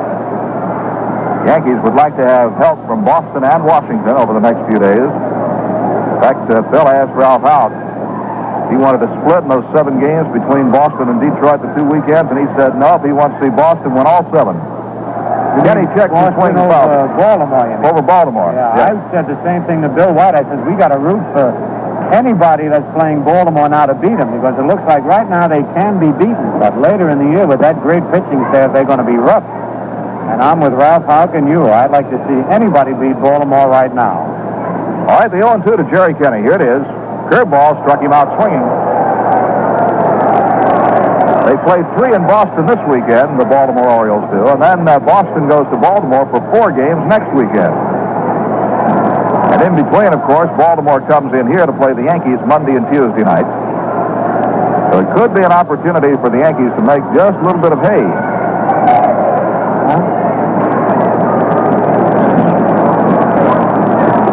Two down, and Gene Michael, the batter. We told you he fouled out to Fosse his first time up. Fosse flipped the mask. Michael swung at it and missed. First pitch. Foul back, and that one got a little bit of Fosse. Got him on the leg. No balls and 1 strike.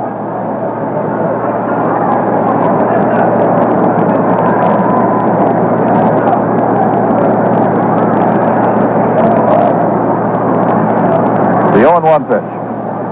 That slow curveball, it's up high. Whitey Ford was saying, Phil, that Ray Lamb has 2 speeds on his curveball, 3/4 and half. I tell you, it's a deceiving pitch because he throws you all elbows, legs, and kicks that leg high, and then the ball floats over. Fastball is popped up foul outside of third, and this one is in the seats out of reach. Now, talking about Michael swinging at the bat and missing, they tell me a few years ago, and I'm sure you saw the ball game, Whitey Ford pitching for the Yankees against Baltimore, and Jim Gentile struck out for his 4th time in the game, came over the dugout, and they tossed him his mitt out. He took a swing at it and missed. And missed it, yes. I remember that very well. Oh, Jim couldn't stand the bat against Whitey Ford. Ball and 2 strikes to Gene Michael. Score tied 1-1, bottom half of the 5th inning, 2 outs. Here's the pitch. He pops this one foul out of play, back to the upper deck. His fastball must tail away from the left-hand hitters. They're hitting it off the end of the bat with the exception of Bobby Mercer. They're all hitting it right off the end of the bat.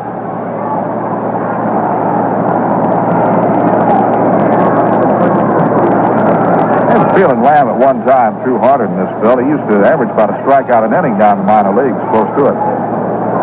There's the curve, and Michael out in front of it fouled it off. Ball and 2 strikes to Gene Michael.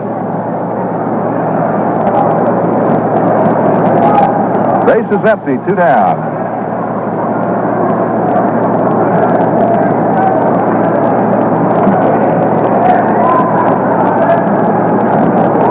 Wind up in the pitch. Fastball inside. 2 balls and 2 strikes.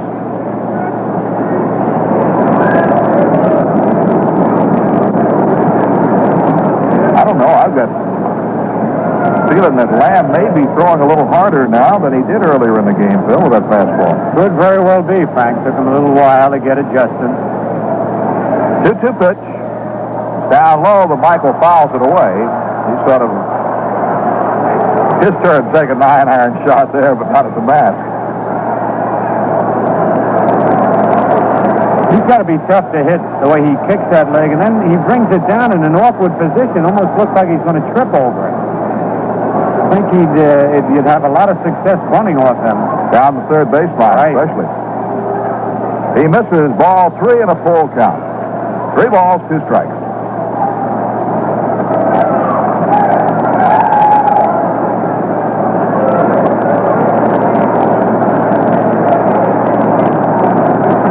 Payoff pitch to Gene Michael.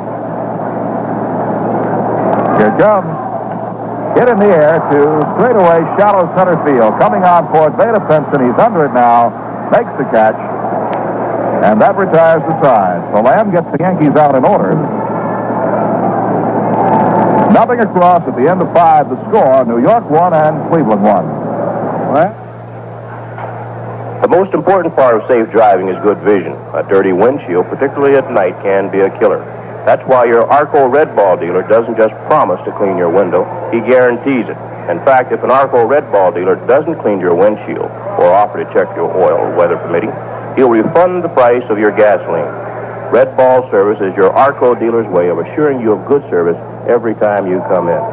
So that if you're away from home, you know you're going to get the same good service you've always gotten around the corner. So that you know your car will be taken care of whether you know the dealer or not. Details may vary from state to state, but the quality of Red Ball service never varies. If it does, you get your gasoline for free. Arco Red Ball service. You're ahead of the game whether you get it or not.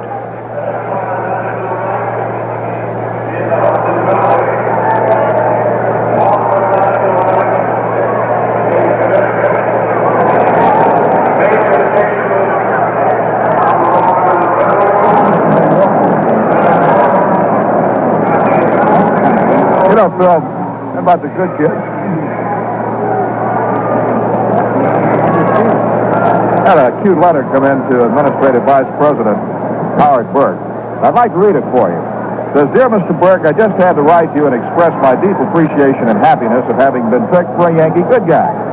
Although I had heard about the good guys, I never dreamed that I would be picked for doing something that I was taught to do when I was a little girl. So on June 26th, you'll see me out there with my Yankee cap urging on my favorite team.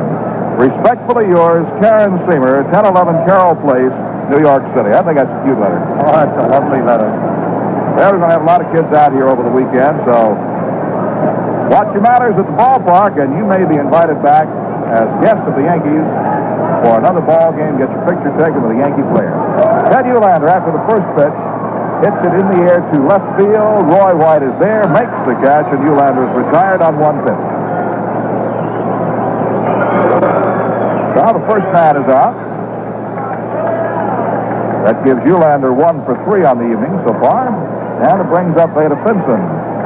After Ulander singled in the first inning, Pinson forced him at second base on a bouncer back to Klein. And later, Pinson came around to score the Tribe's only run after reaching on the fielder's choice. He's 0 for 2. Left-hand batter, fastball on the inside corner, makes it strike one.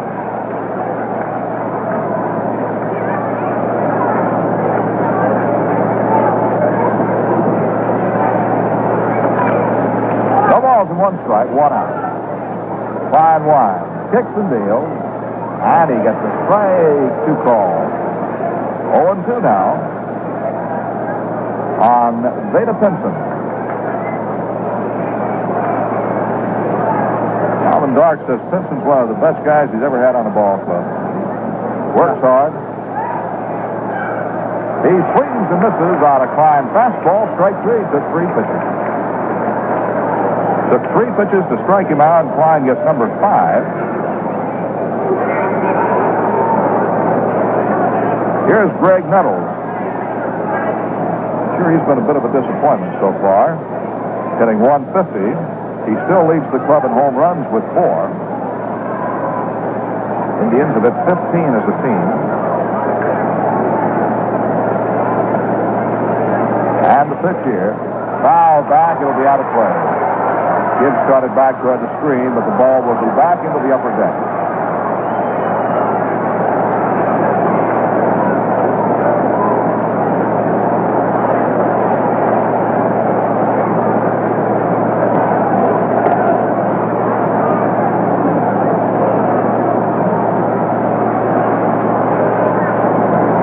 Nettles waves the bat back and forth. Now the pitch. Outside.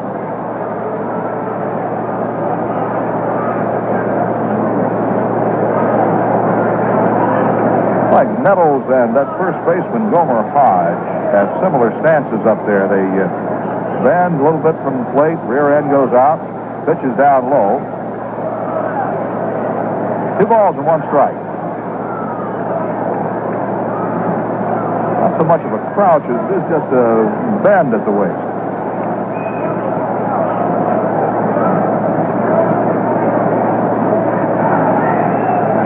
One pitch. Drilled deep out into right field. This one is going to be home run number 5 for Greg Nettles. He got it and drilled it deep into the lower deck out near the Yankee bullpen. So that puts the Cleveland Indians out in front by a score of 2-1. The 5th home run by Greg Nettles. And if you can hit a ball that far with that stance, I think I'd see a lot more ball players use it. He does. He's got the power. And he broke the tie. Cleveland leading 2-1. That's their 4th hit. Here's Ray Fosse, the catcher. Fastball to end down low.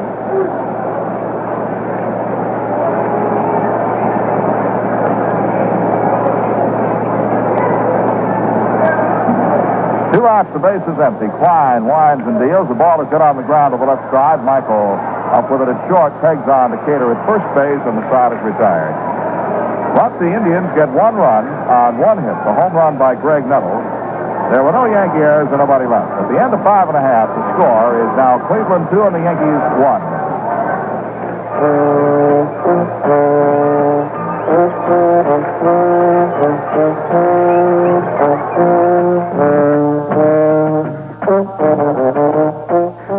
Centuries ago, in the little town of Wetzlar, Germany, a young man opened an inn and began brewing his own beer.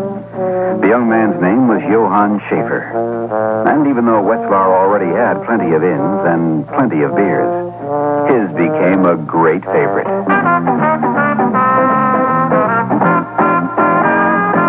Today in America, Schaefer is still a great favorite, because Schaefer has a unique quality of consistency that no other beer can match. Flavor that doesn't fade, glass after frosty cold glass. And that's the story of how one man's beer became the one beer to have when you're having more than one.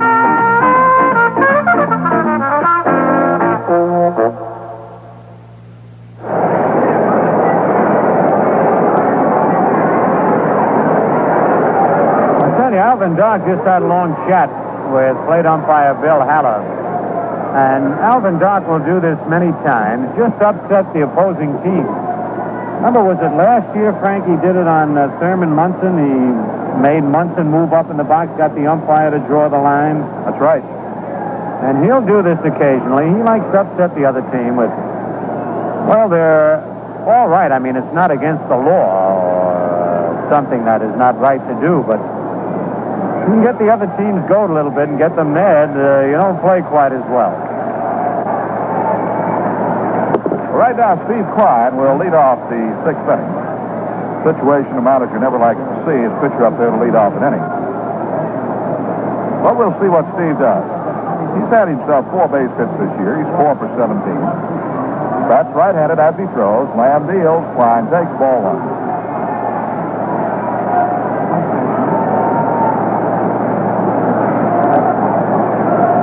Clark is on deck, and then Jake Gibb. Cleveland leading 2-1. Go-ahead run coming on Greg Nettles' home run. Here's the pitch. Strike call to Klein, and the count evens 1 ball, 1 strike. It's day baseball tomorrow, starting at 2 o'clock. And then a doubleheader Sunday at 1. 1-1 pitch. High, ball 2, 2-1.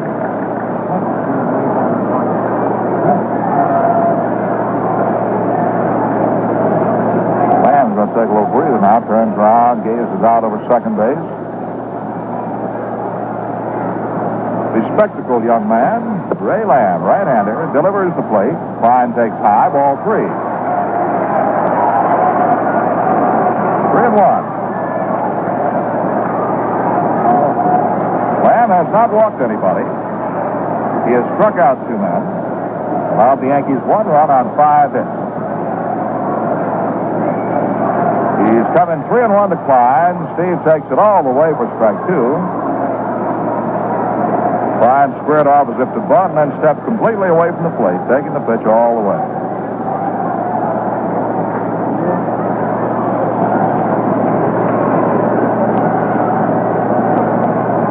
Ray Lamb's good control pitcher. He comes again with it. Klein hits it on the ground at first, dug up by Gomer Hodge. He steps on the bag and makes the play unassisted. Ray Lamb must have been quite a prospect, Bill, when he had his first year in pro ball, 1966. He struck out 143 men in 112 innings and only walked 28. Wow. Some kind of pitcher.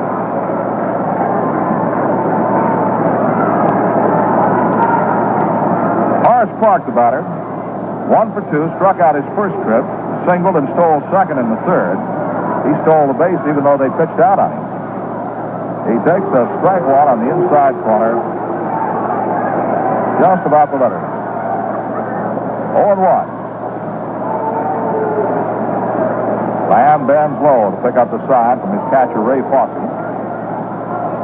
Now the 1-strike pitch. The curve is in for a strike 2 call.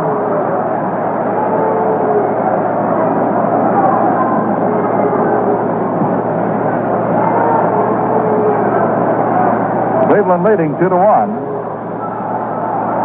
And the 0-2 pitch to Hoss Clark. Hit on the ground right side. It gets through to right field, a base hit. Charging in on the ball is Roy Foster. Gets it back into second base. And Clark is on with a single with one out. This is the New York Yankee Baseball Network. We pause now for station identification. This is Steve Fitz, your contact host. Call us weeknights from 8 to midnight, here on the fresh air sound of Radio 81, WGY Schenectady.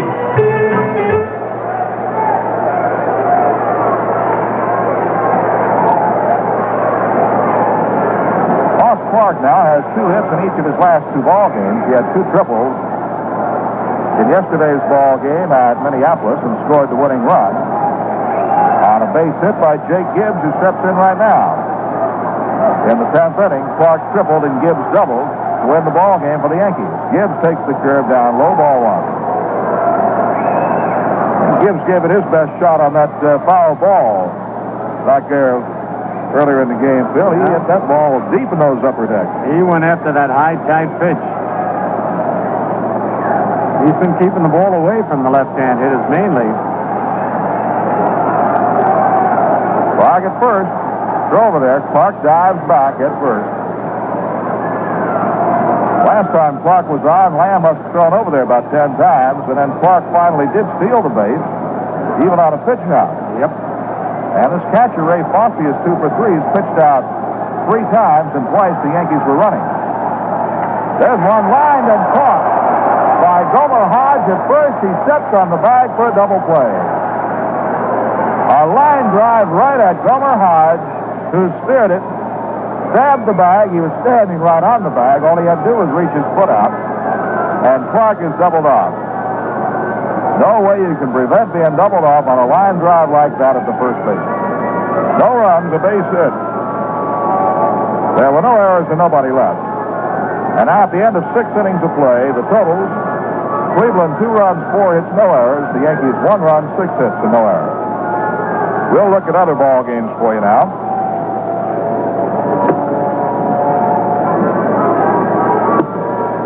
Up in Boston, the Red Sox are leading 2-0 now at the end of 8. Sonny Siebert is pitching to the Baltimore Orioles in the top half of the 9th inning. Jim Palmer is the pitcher for Baltimore. Oakland and Kansas City scoreless at the end of 2. Vida Blue is pitching for Oakland. He has a record of 8-1.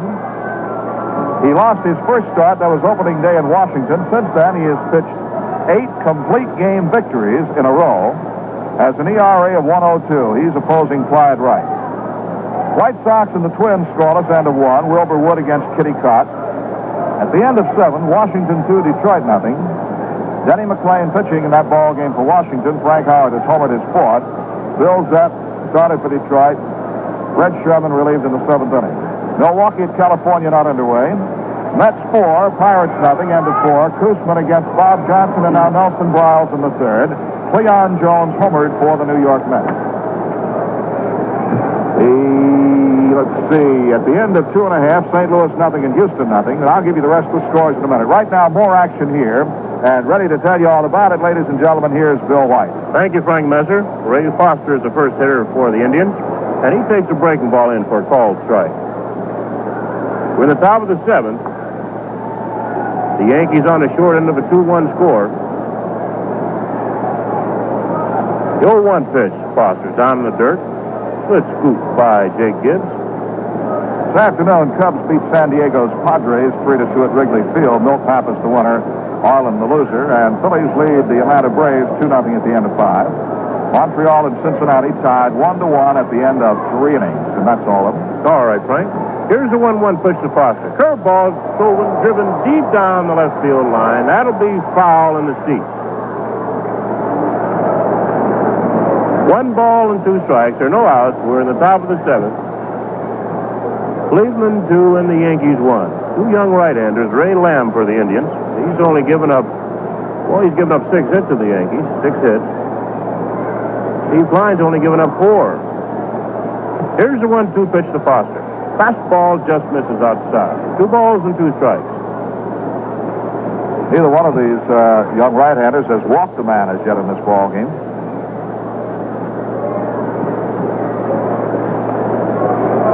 balls and 2 strikes on Foster. He's over 2 so far. Here's a 2-2 pitch.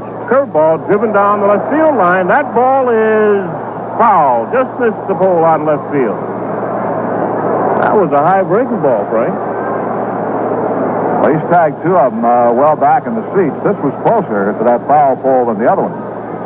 It wasn't fouled by too much. Fine, we'll have to get the breaking ball down. 2-2. Of course, the longer you go, the higher your curveball gets, it seems. Stevie looking at it, Gibbs. Now he's ready with the 2-2 pitch. Curveball over Foster's head. Now it's 3-2. And Steve Klein wants a new ball. A lot of balls have different ridges on them. Some of them they're put together manually. And some of the ridges are higher. And if you want a breaking ball, or if you want to grip that seam, you want a ball with a bigger ridge on it.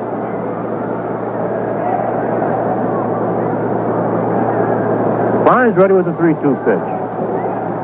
Fastball fouled off down the third baseline. Bobby Hoffman, the third base coach, is up with it. Examines it. It's all right, and gives it back to Steve Klein. 3-2. There are no outs. We're in the top of the 7th. The Indians lead 2-0. 2-1. Yeah, you'll take that run from the Yankees. The Indians came up with 1 run in the first, and then Nettles' home run in the 6th for their 2. The Yankees got their 1 run in the 2nd inning. Klein's ready with the 3-2 pitch. Fastball hit on the ground, foul, past Hoffman at third base. Still 3-2. Harold Hodge, a left-handed hitter, first baseman's on deck. Foster, a big right-handed hitter. Stands fairly close to the plate. Has a closed stance. The outfield plays in the pull. 3-2 pitch to him. Fastball fouled off again. Klein's pitching this fella inside. The breaking balls have been inside, and the fastballs have been in on the pitch. And Foster's been pulling him foul down the third baseline. Michael, at shortstop, plays him in the hole there. Kenny is deep and toward the line at third. Here's the 3-2 pitch. Curveball swung on and missed. Got him. That's the 6th strikeout for Steve Klein. And there's 1 out in the top of the 7th. Harold Gomer Hodge, the first baseman, steps in. He's over 2. He bounded back to Klein and fouled Decatur. Hodge came in here hitting .273. No home runs and 6 runs batted in. He's a left-hander. First pitch to him. Fastball in for a called strike. The outfield plays Hodge straight away. Kenny off the line at third. Cater deep at first. 0-1 pitch. Grounded down to Clark. He's over to his right toward second. Off balance throw to first. They've got him. Clark moving toward the bag at second. Made a fine backhanded stop and off balance throw to Danny Cater, and they're 2 out.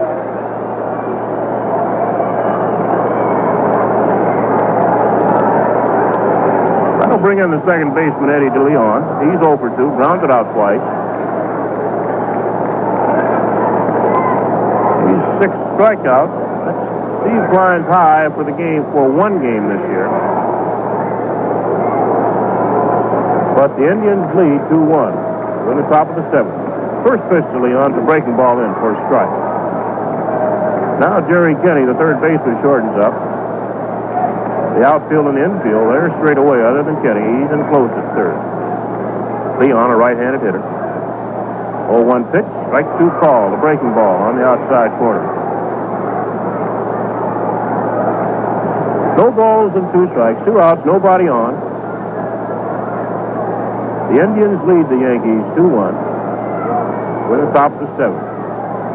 Fastball grounded down to Kenny. He's up with a big hop. Long throw to first. And Leon is out.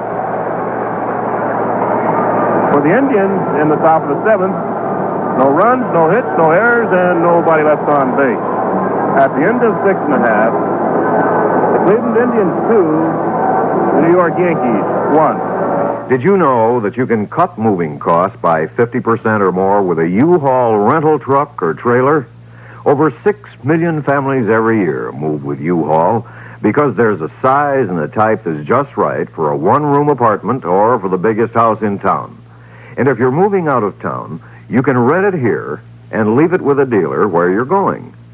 U-Haul has low rates, insurance, guaranteed tires, and free road service. Cargo insurance included on trucks and trailers. U-Haul has a free moving guide that's loaded with helpful hints for self-movers. So, stop in for your free copy and make your moving job a lot easier. Beat the high cost of moving. Do it yourself with U-Haul. See Willie Hooks, Texaco, Route 9W, Glenmont. Ribley and Harpinger, 3702 State Street, Schenectady, and Airways of Albany, 1109 Central Avenue, Albany. Or consult the yellow pages for the U-Haul dealer nearest you.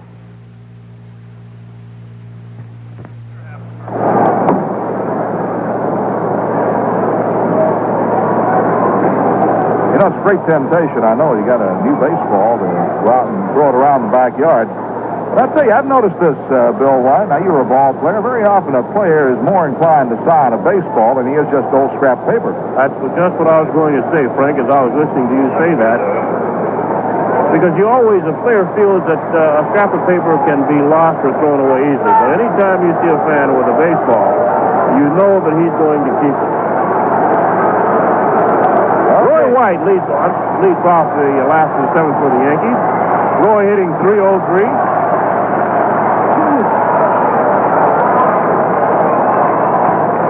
Takes a curveball in for a strike. The Yankees need some runs. They're losing 2-1. We're in the last of the seventh. Ray Lamb pitching a strong six-hitter for the Indians. White batting left-handed. Now Lamb's ready with the 0-1 pitch. Swung on, a ground ball foul down the first baseline. Hodge, first baseman, tried for it, but it got by him. Now Nettles, the third baseman, is asking Alvin Dark. They want Hodge, the first baseman, to play near the line, and he moves back and on the line. No balls and 2 strikes to count on White. They play Roy straight away, except for the left fielder Eulander, who plays near the left field line. Swung on, fouled off. Big gap in left center field. Any ball hit out there has got to be extra bases if it's hit well enough. The Indians overshift. Lamb looks in at Fosse, and he's ready with the 0-2 pitch to White. Outside, 1 ball and 2 strikes. Seems like Eulander's been playing over there in the corner on just about everybody, left-hand or right-hander tonight. They expect Benson to cover a lot of ground in center field. Veda came up as a center fielder with the Cincinnati Reds, moved to right field. 1-2 pitch to White. Swung on, fouled off. Roy got a good cut on a fastball. I don't think Lamb wanted to throw that ball there. He got it inside just a bit, and he's shaking his head out on the mound now. They don't want to throw fastballs to White inside here at Yankee Stadium. In fact, they don't want to throw fastballs inside to too many left-handers here in Yankee Stadium. Too cozy down there in right field. Now Lamb is ready. 1-2 pitch to White. Fastball just misses inside. That was close. 2 balls and 2 strikes. I got a feeling Roy might have been surprised by that pitch because, like I said, it didn't miss the strike zone very much. That's the kind that I have seen him step back and forth. Lamb came inside before and shook his head, so Roy was thinking maybe this guy's going outside, but he came back inside again and just missed. Now the big right-hander's ready with the 2-2 pitch. Curveball in for call strike. Holding.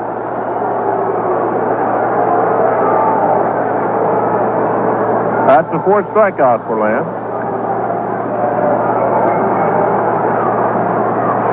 Now Bobby Mercer steps in. Mercer's 2 for 2, doubled in the second and scored a run as Cater singled up the middle. Singled in the 4th, but wiped out as Cater hit into a double play. Mercer hitting .361. Getting 12 points here tonight. They play in the pull. Curveball is high to him. The last of the 7th. Cleveland 2, the Yankees 1.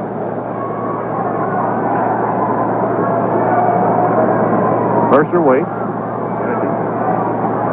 1-0 pitch to him. Fastball down low. 2 balls and no strikes.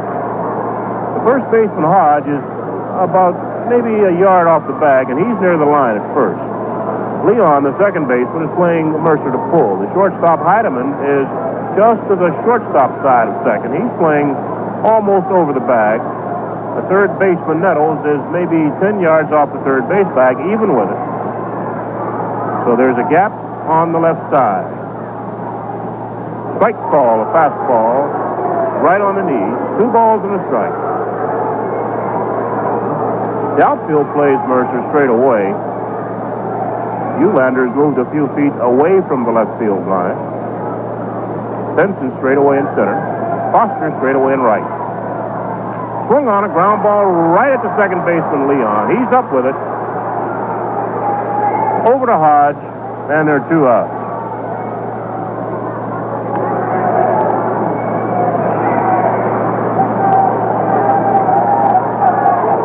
Danny Cater, 1 for 2, a single, and a run batted in the second. A right-handed hitter. You say Danny had gone 0 for 9 before he got that hit, William? All right, Bill King. Broke out of it with a run-scoring single in the second. Cater waits. He's deep in the box. First pitch to him. Swung on and popped up down the right field line in foul territory. Hodge, the first baseman, there next to the wall, can't get it, and falls into the seat. Fans push him back out, but he might have lost his cap. No, he's got it. Gomer Hodge, backing down the right field line, reached into the seats, but some good New York fans down there didn't let him get to that ball. So it's 0-1. No balls and a strike. There are 2 outs to Danny here in the last of the 7th. Cleveland 2, the Yankees 1. Nettles, the third baseman, is close to the line over there. Now Lamb is ready with the 0-1 pitch. Curveball misses outside. Up in Boston, the game's over. Sonny Siebert won his 6th in a row. He's won 6 and lost none as the Red Sox shut out the Orioles 2-0. The loser was Jim Palmer. Palmer's now 5-2. Fastball hit on up the middle, base hit. Danny Cater with his second hit, round first base as Princeton jogs and gets the ball. Cater makes a big turn, but he goes back to first base. Well, the Yankees have life in their half of the 7th. Cater singling up the middle. And here's Alou with 2 outs. Alou with 3 home runs and 9 runs batted in. Big right-handed hitter, holds the bat perpendicular over his right shoulder. Looks like Paulson might have been saying something to Alou about that in his mask with that bat last time when he took a swing at it. 2 big fellas to go at each other. Oh, I don't think they would. First pitch to Fleet was hit on the ground to the shortstop. Heidemann's up with it over the second, and they force Cater there. Well, the Yankees in their half of the 7th, no runs on 1 hit. There were no errors and 1 man left on base. At the end of 7, the Cleveland Indians 2, the New York Yankees 1. Here's good news for folks who use rental trucks or trailers to move their household furnishings or for miscellaneous hauling jobs. U-Haul dealers now honor Bank AmeriCard and Master Charge cards for local and one-way rentals. No cash deposit is required, and you can include furniture pads, tow bars, and other moving aids too. Cargo insurance included on trucks and trailers. And if you're planning a move soon, stop in at U-Haul for a free copy of the U-Haul Moving Guide. It shows how to plan your move, how to pack, and how you can save money. Remember, with U-Haul, you can move now and pay later. Just use your Bank AmeriCard or Master Charge card at your nearest U-Haul dealers. Cazaza, Texaco, 151 Grand Street, Albany. Mayfair, Texaco, 261 Saratoga Road, Glenville. Airways of Albany, 1109 Central Avenue, Albany. Or consult the yellow pages for the U-Haul dealer nearest you.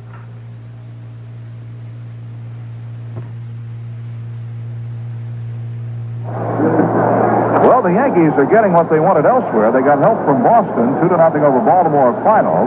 Last report we had, Washington was leading Detroit 2-0, but it won't help unless the Yankees come back and win this ball game themselves. They can't gain on those teams in front of them. So we'll see what happens right now. All right, Frank Messer. Jack Heidemann, the shortstop, steps in. He's had a tough night. He struck out twice, 0 for 2. Steve Klein still on the mound for the Yankees. We're in the top of the 8th. Big right-handers in the windup. He misses with a curveball outside. Heidemann came into the game hitting .204. The Yankee outfield plays him shallow and straight away. Fastball in for a called strike. Kenny, the third baseman, is even with the bag. The rest of the infield straight away. Cleveland 2, the Yankees 1. Top of the 8th. Curveball swung on and missed. I don't believe this fellow's made contact tonight.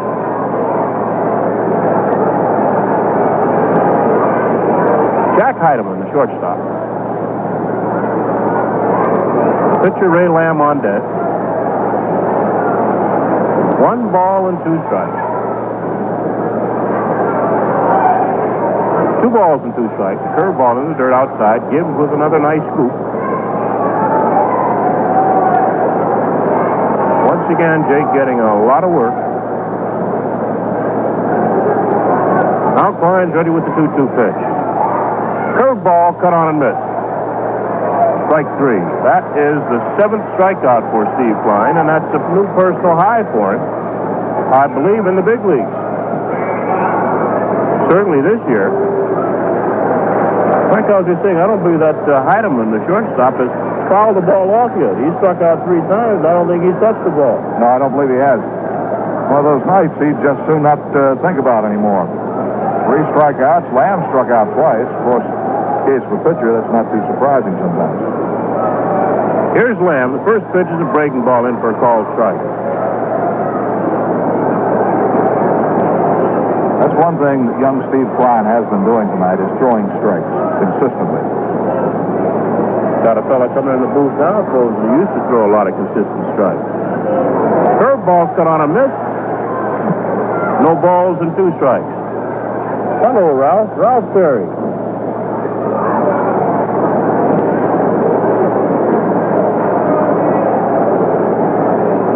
Here's the 0-2 pitch. Fastball right down the middle. Steve Klein with his 8th strikeout. And they're 2 away in the top of the 8th.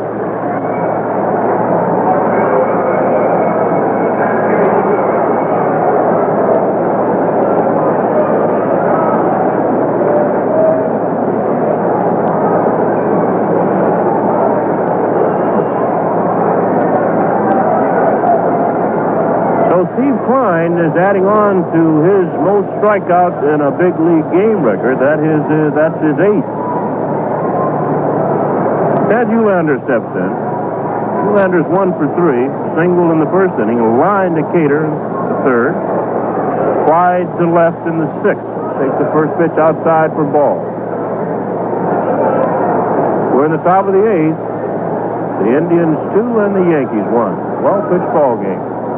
Next pitch is cut on, bounded down toward first base. Cater's over for it. Off balance throw, pass! Klein, but Gibbs backing up will hold Eulander at first. Now we'll have to see, it's a base hit. An infield hit for Ted Eulander, his second.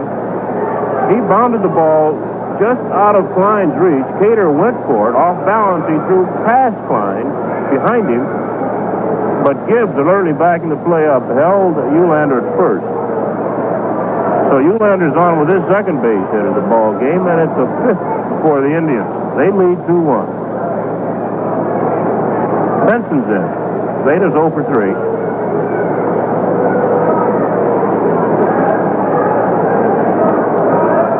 A left-handed hitter. Klein in the stretch. First pitch to Benson, the pitch out. Eulander doesn't move. Now Benson backs out and looks down at Hoffman, the third base coach, for a sign. Hoffman had just gotten one from Alvin Dark, who's on the top step. Throw the first. Eulander's back. Dark is on the top step of the Indian dugout. He controls the game completely. Alvin Dark does. Benson's back in now.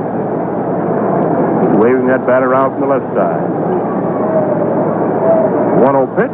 Breaking ball. Fouled off. A ball and a strike. There are 2 outs. We're in the top of the 8th with the Indians leading 2-1. Ted Eulander perched on at first. Cater's holding him there. The outfield and the infield. There's a quick throw first, but Eulander's back. The outfield and the infield play Benson straight away.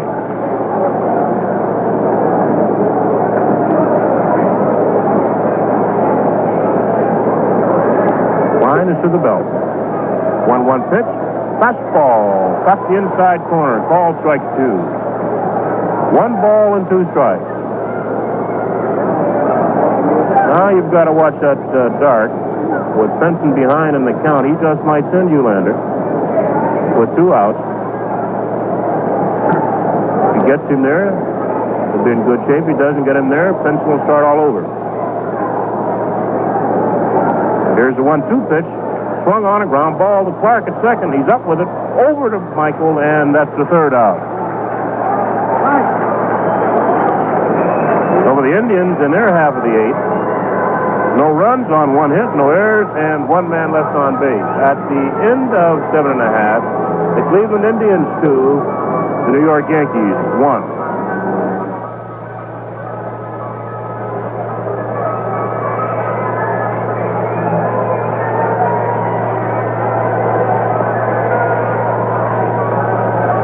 The little woman doesn't have to know all the intricacies of sports. She probably leaves that to you. Just doesn't affect the way she runs her daily life. But one of the things that does affect the way her life operates is the way your car operates. If your car isn't getting the mileage it should, it may be because your carburetor isn't clean enough. If this is happening to you, you should know about Arco Supreme gasoline. Arco Supreme helps keep deposits from clogging the air passages of your engine. Deposits that can cause your car to waste gasoline and cause you to lose mileage. With Arco Supreme, a cleaner carburetor can mean good mileage. That may not have much effect on the way the little woman runs things around the house, but it means a great deal about the way she runs a family car. Arco Supreme gasoline at your neighborhood Arco station. You may not get that much mileage out of it, but sometimes a little more is enough. Arco Supreme. We've got Ralph Terry with us. Ralph, I remember that 62 series, and I'd like to talk to you basically, though, about this young kid, Klein, and Lamb. Both these kids we mentioned earlier, keeping the ball down or getting the ball hit on the ground and double plays have gotten them in a lot of trouble. Well, they're both pretty resourceful pitchers. They use, they're not overpowering, but they move the ball around and they set you up. You can throw that curveball down low, and they throw hard enough to keep you honest. You can't look for a curveball. I've always liked Klein. This kid, I never heard of him, but he looks pretty tough. He's got those 3 double plays in there just at the right time. Now he looks like he's getting a little stronger. What are you doing now? I'm hooking and slicing the golf ball. All right, Ralph Terry, thanks a lot. Nice talking to you. Thank you, Bill. Jerry Kenny's a Yankee here. He fouls off the first pitch. When the last of the 8th, Cleveland's leading 2-1. Ralph Terry came down and talked with us. As always, remember that line drive that Richardson caught in that 62 series made Terry and the Yankees the winners that year. Curveball outside to Kenny. A ball and a strike. Jerry's 1 for 2. Singled and struck out. Now Lamb is ready. Fouled off. Good cut. The Indians overload on Kenny to the left side. They play him like a right-handed pull hitter, only they're shallow. Eulander near the line and shallow in left field. The center fielder, Henson, is over toward left field. Pretty near left center field and shallow. The right fielder, Foster, is shallow and right, straight away. Down low. 2 balls and 2 strikes. Terry Kenny leading off the Yankees half of the 8th inning.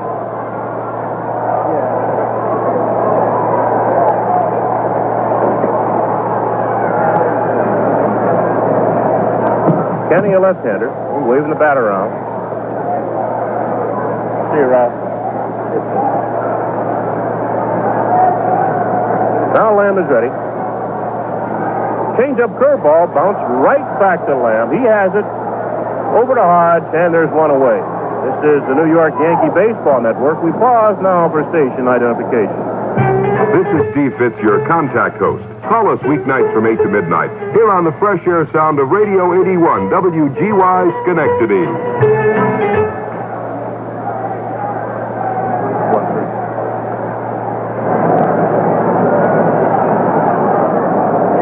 Gene Michael steps in. Gene's 0 for 2. Fouled out to the catcher, Fosse, and fly to the center fielder, Henson. First pitch to him is driven to right field. That's deep, but Foster's back. He's on the edge of the track, and he has it for the second out.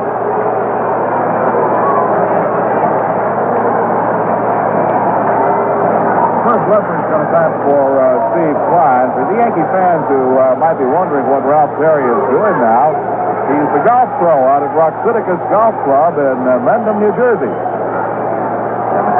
So if I came out there, he might give me a lesson.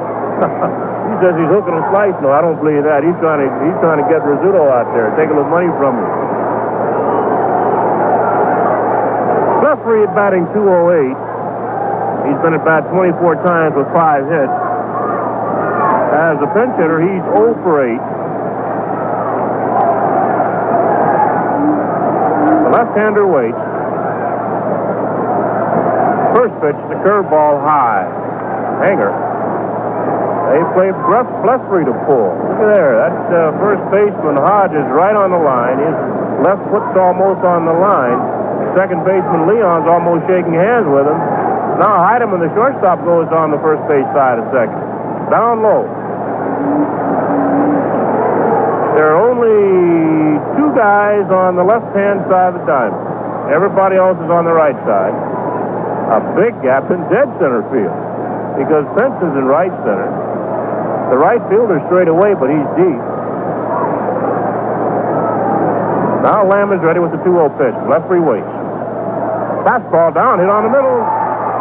Up with it is Heidemann, the shortstop, on the second base side of second base. And they've got Blefrey at first. For the Yankees in their half of the 8th, no runs, no hits, no errors, and nobody left on base. So at the end of 8, the Cleveland Indians 2, the New York Yankees 1.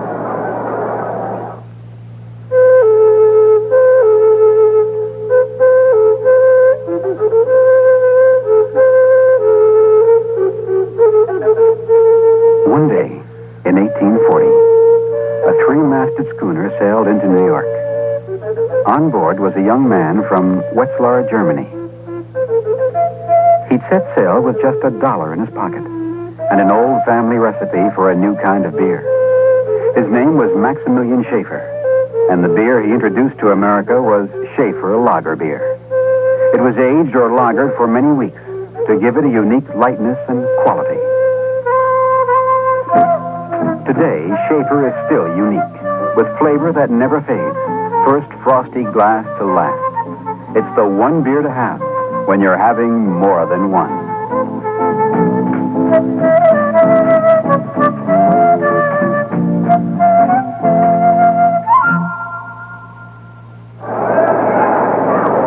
Well, Steve Klein leading the ball game for the pinch hitting efforts of Kurt Blefrey, and now Jack Akers comes on the pitch for the New York Yankees.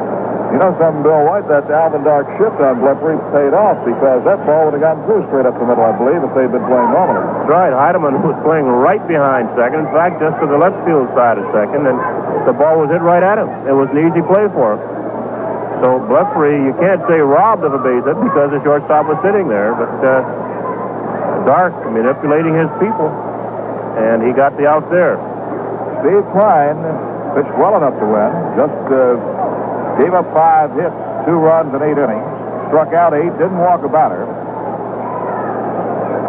But the best he could do would be come out of this with no decision at all because he was the pitcher of record out of the ball game with Cleveland leading 2-1, and Ray Lamb still looking very, very short. You know, the Cleveland Indians have had only 2 complete games pitched all season, Alvin Dark told me before the ball game that he has been forced to use more pitchers than any other team in the major leagues. But he is getting a fine effort out of Ray Lamb tonight. He said Lamb had looked so good pitching in relief, doing everything he wanted him to, that he had certainly earned the start and deserved to be in the rotation. All right, Frank Messer. Jack Aker on the mound for the Yankees. The first pitch to Nettles. The guy who's responsible for this 2-1 lead for the Indians is a called strike. Nettles, a left-hander. Misses. Right on a corner. Strike 2. No balls and 2 strikes. Aker with a fastball that broke back over the inside corner. He's out ahead of Nettles now quickly. Here's the 0-2 pitch. Curveball misses in the dirt. 1 ball and 2 strikes. Nettles has played the pull a little deep in right field. He's back near the track. Right on the lip of the track. Here's the 1-2 pitch. Skied out the left field. White charging over. Now he backs up a bit. He has the range, and he has it for the first out.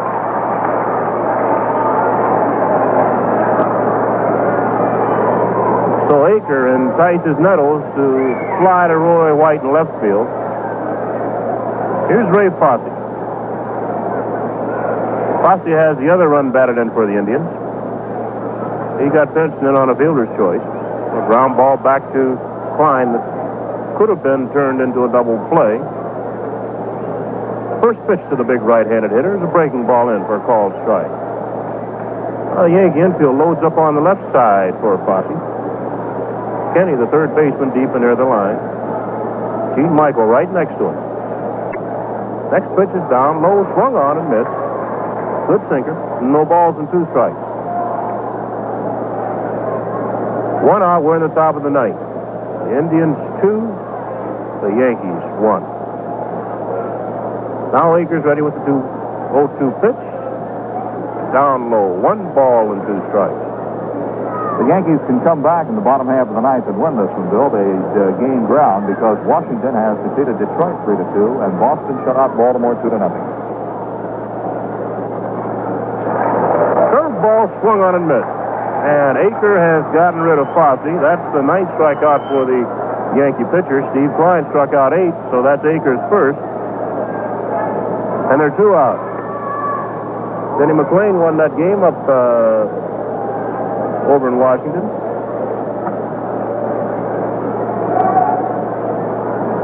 Beats Patterson.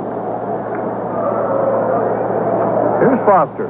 Swings on the first pitch and misses. Jack Aker come in to face 2 batters. He's got them both out. Foster's 0 for 3. Swings on another one and misses. Good sinker. No balls and 2 strikes. Foster popped to Michael in short left, grounded out, and struck out. Right-handed hitter. Now Aker's ready. The 0-2 pitch. Curveball bombed out in front of the plate. Gibbs hustles out, but Aker gets it to throw to first. Got him. From Gibbs to Cater. Aker to Cater, 1-3. So for the Indians in their half of the ninth, no runs, no hits, no errors, and nobody left on. At the end of 8 1/2, the Cleveland Indians 2, the New York Yankees 1. Question. Is a good motor oil one that stays nice and clean or one that gets good and dirty? Answer, good and dirty wins. Sound crazy? Well, think about this. Your engine may be tough, but it can't fight off soot and acid deposits that can actually corrode solid steel and seal up passages. That's why your engine needs a motor oil that does more than just lubricate and keep your car's engine from running hot. Your engine needs a motor oil that can collect and hold the deposits as they form. Arco Supreme Motor Oil does such a good job collecting soot and acids, it gets dirty, good and dirty. The dirt in Arco Supreme Motor Oil is a sign that it's working hard to help stop deposit buildup. So the next time your motor oil needs changing, ask your Arco dealer for Arco Supreme Motor Oil. Arco Supreme Motor Oil. The dirtier it gets, the better it's working.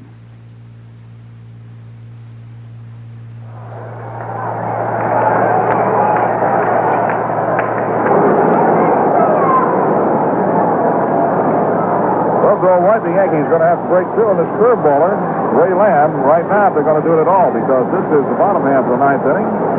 And the Yankees will start it off like they did the ball game with the top of the batting order up, Clark, Gibbs, and White. All right, Frank Messer, and the Yankees need some runners and some runs.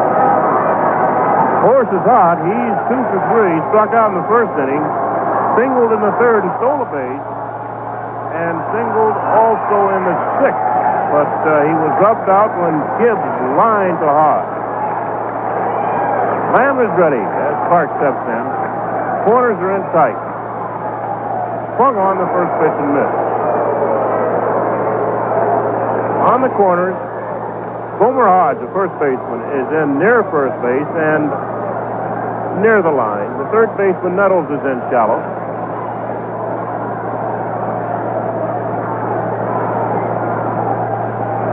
Here's the 0-1 pitch to Clark. High curveball. A ball and a strike. In the last half of the ninth inning, the Yankees need a rally. Outfield straight away, except for Ulander, who is hugging the left field line. The gap is in left center.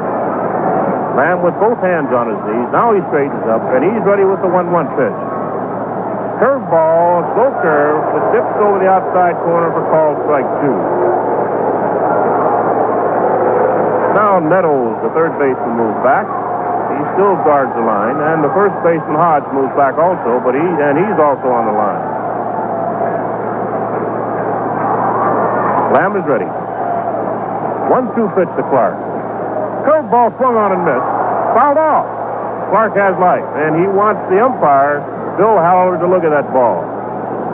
First, just getting a piece of a curveball, and Fosse couldn't hold it. Now Benson, the center fielder, moves back over towards straightaway center. He had been playing just a bit in left center. Now he's straight away. Lamb is ready with the 1-2 pitch. Here it is. Curveball hit on the ground right at Leon. He waits on the big hop at second. Over to first, and there's one out.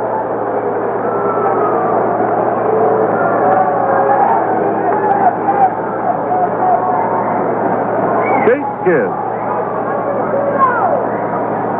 Gibbs is 0 for 3. Flied out the right field, struck out, and lined to the first baseman Hodge in the sixth inning. Jake, a left-handed hitter, and they'll play him the pull. Second baseman Heidman is right behind the second base bag. Lamb is ready. Curveball fouled off into the Yankee dugout. Very extreme. Hodge, the first baseman, is straddle the line almost. Leon, the second baseman, is maybe 10 yards from him. Heidemann, the shortstop, is behind second base. Here's the 0-1 pitch to Lamb. Fastball down low. Vada Pinson shaded to the right side, the center fielder. Vada is shaded to the right side of second. The right fielder, Foster, is deep there. Ulander looks lonely out of left field. Here's the 1-1 pitch to Gibbs. Fastball cut on and missed. 1 ball and 2 strikes, 1 out. We're in the last half of the ninth inning. The Indians 2 and the Yankees 1. The Yankees need some runners. Roy White on deck. Gibbs trying to tie the game up. Here's the 1-2 pitch. Strike 3 call right on the outside corner.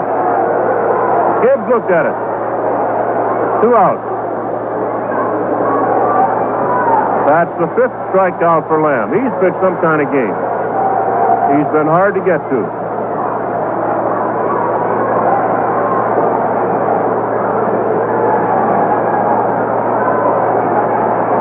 Roy White. White has 6 home runs and 16 runs batted in. He's batting left-handed. Now the infield straightens up and the outfield straightens up. There's still a gap in left center field. White, a left-handed hitter. First pitch to him. Curveball, cut on and missed. Lamb now going to the breaking ball more. Nettles, the third baseman's in close there. Hodge on at first. He's near the line. He doesn't want a ball to get to his left. Lamb looking in at Fosse. Big right-hander is ready. Here's the 0-1 pitch to White. Fastball hit out in the left field. It'll be foul, but in the seats, foul. Eulander couldn't get to it. Nettles way down the left field line. He couldn't get to it. And the shortstop, Heidemann, was even down there, right in the bin. Now Lamb is ahead 0-2. This big fella's given up 7 hits, but only 1 run. The difference so far is the home run back in the 6th inning by Greg Nettles. Drove a ball in the right field seat. Now Lamb is ready with the 0-2 pitch to Roy White. Fouled off.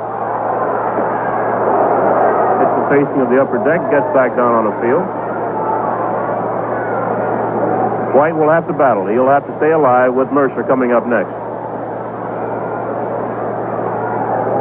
Roy now widens his stance just a little bit, and he chokes up on the bat a little bit more. He just wants to get a piece of the ball. Sacrifice power for a hit. Now Lamb is ready with the 0-2 pitch. Curveball swung on, grounded foul down the first base line. Ellie Howard grabs it with one hand, inspects it, and gives it to Bill Haller. No balls and 2 strikes on Roy White. There are 2 outs. We're in the last half of the 9th inning. This is the Yankees' last chance.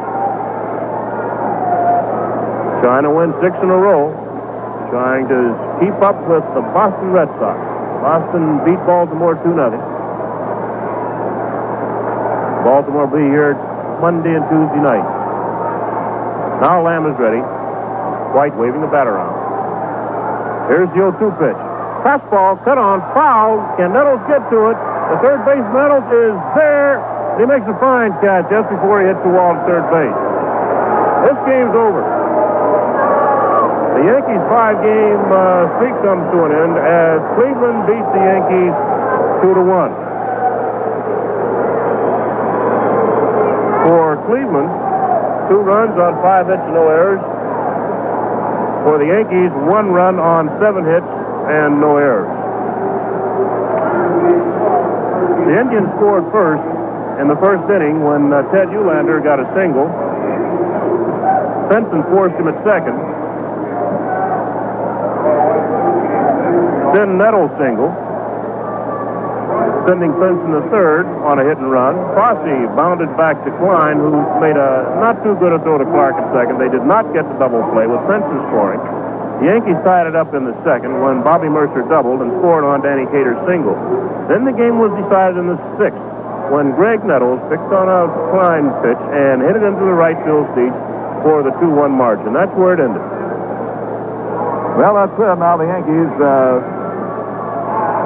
5-game win streak comes to an end, and so does Roy White's 6-game hitting streak in this one.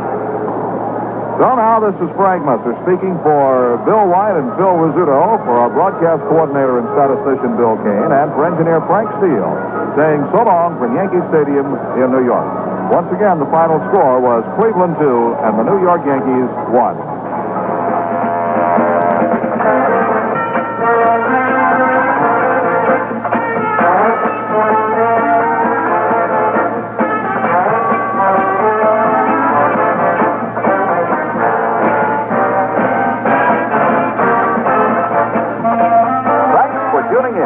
Today's game was brought to you by Schaefer Brewery, New York, Albany, New York, and Baltimore, Maryland.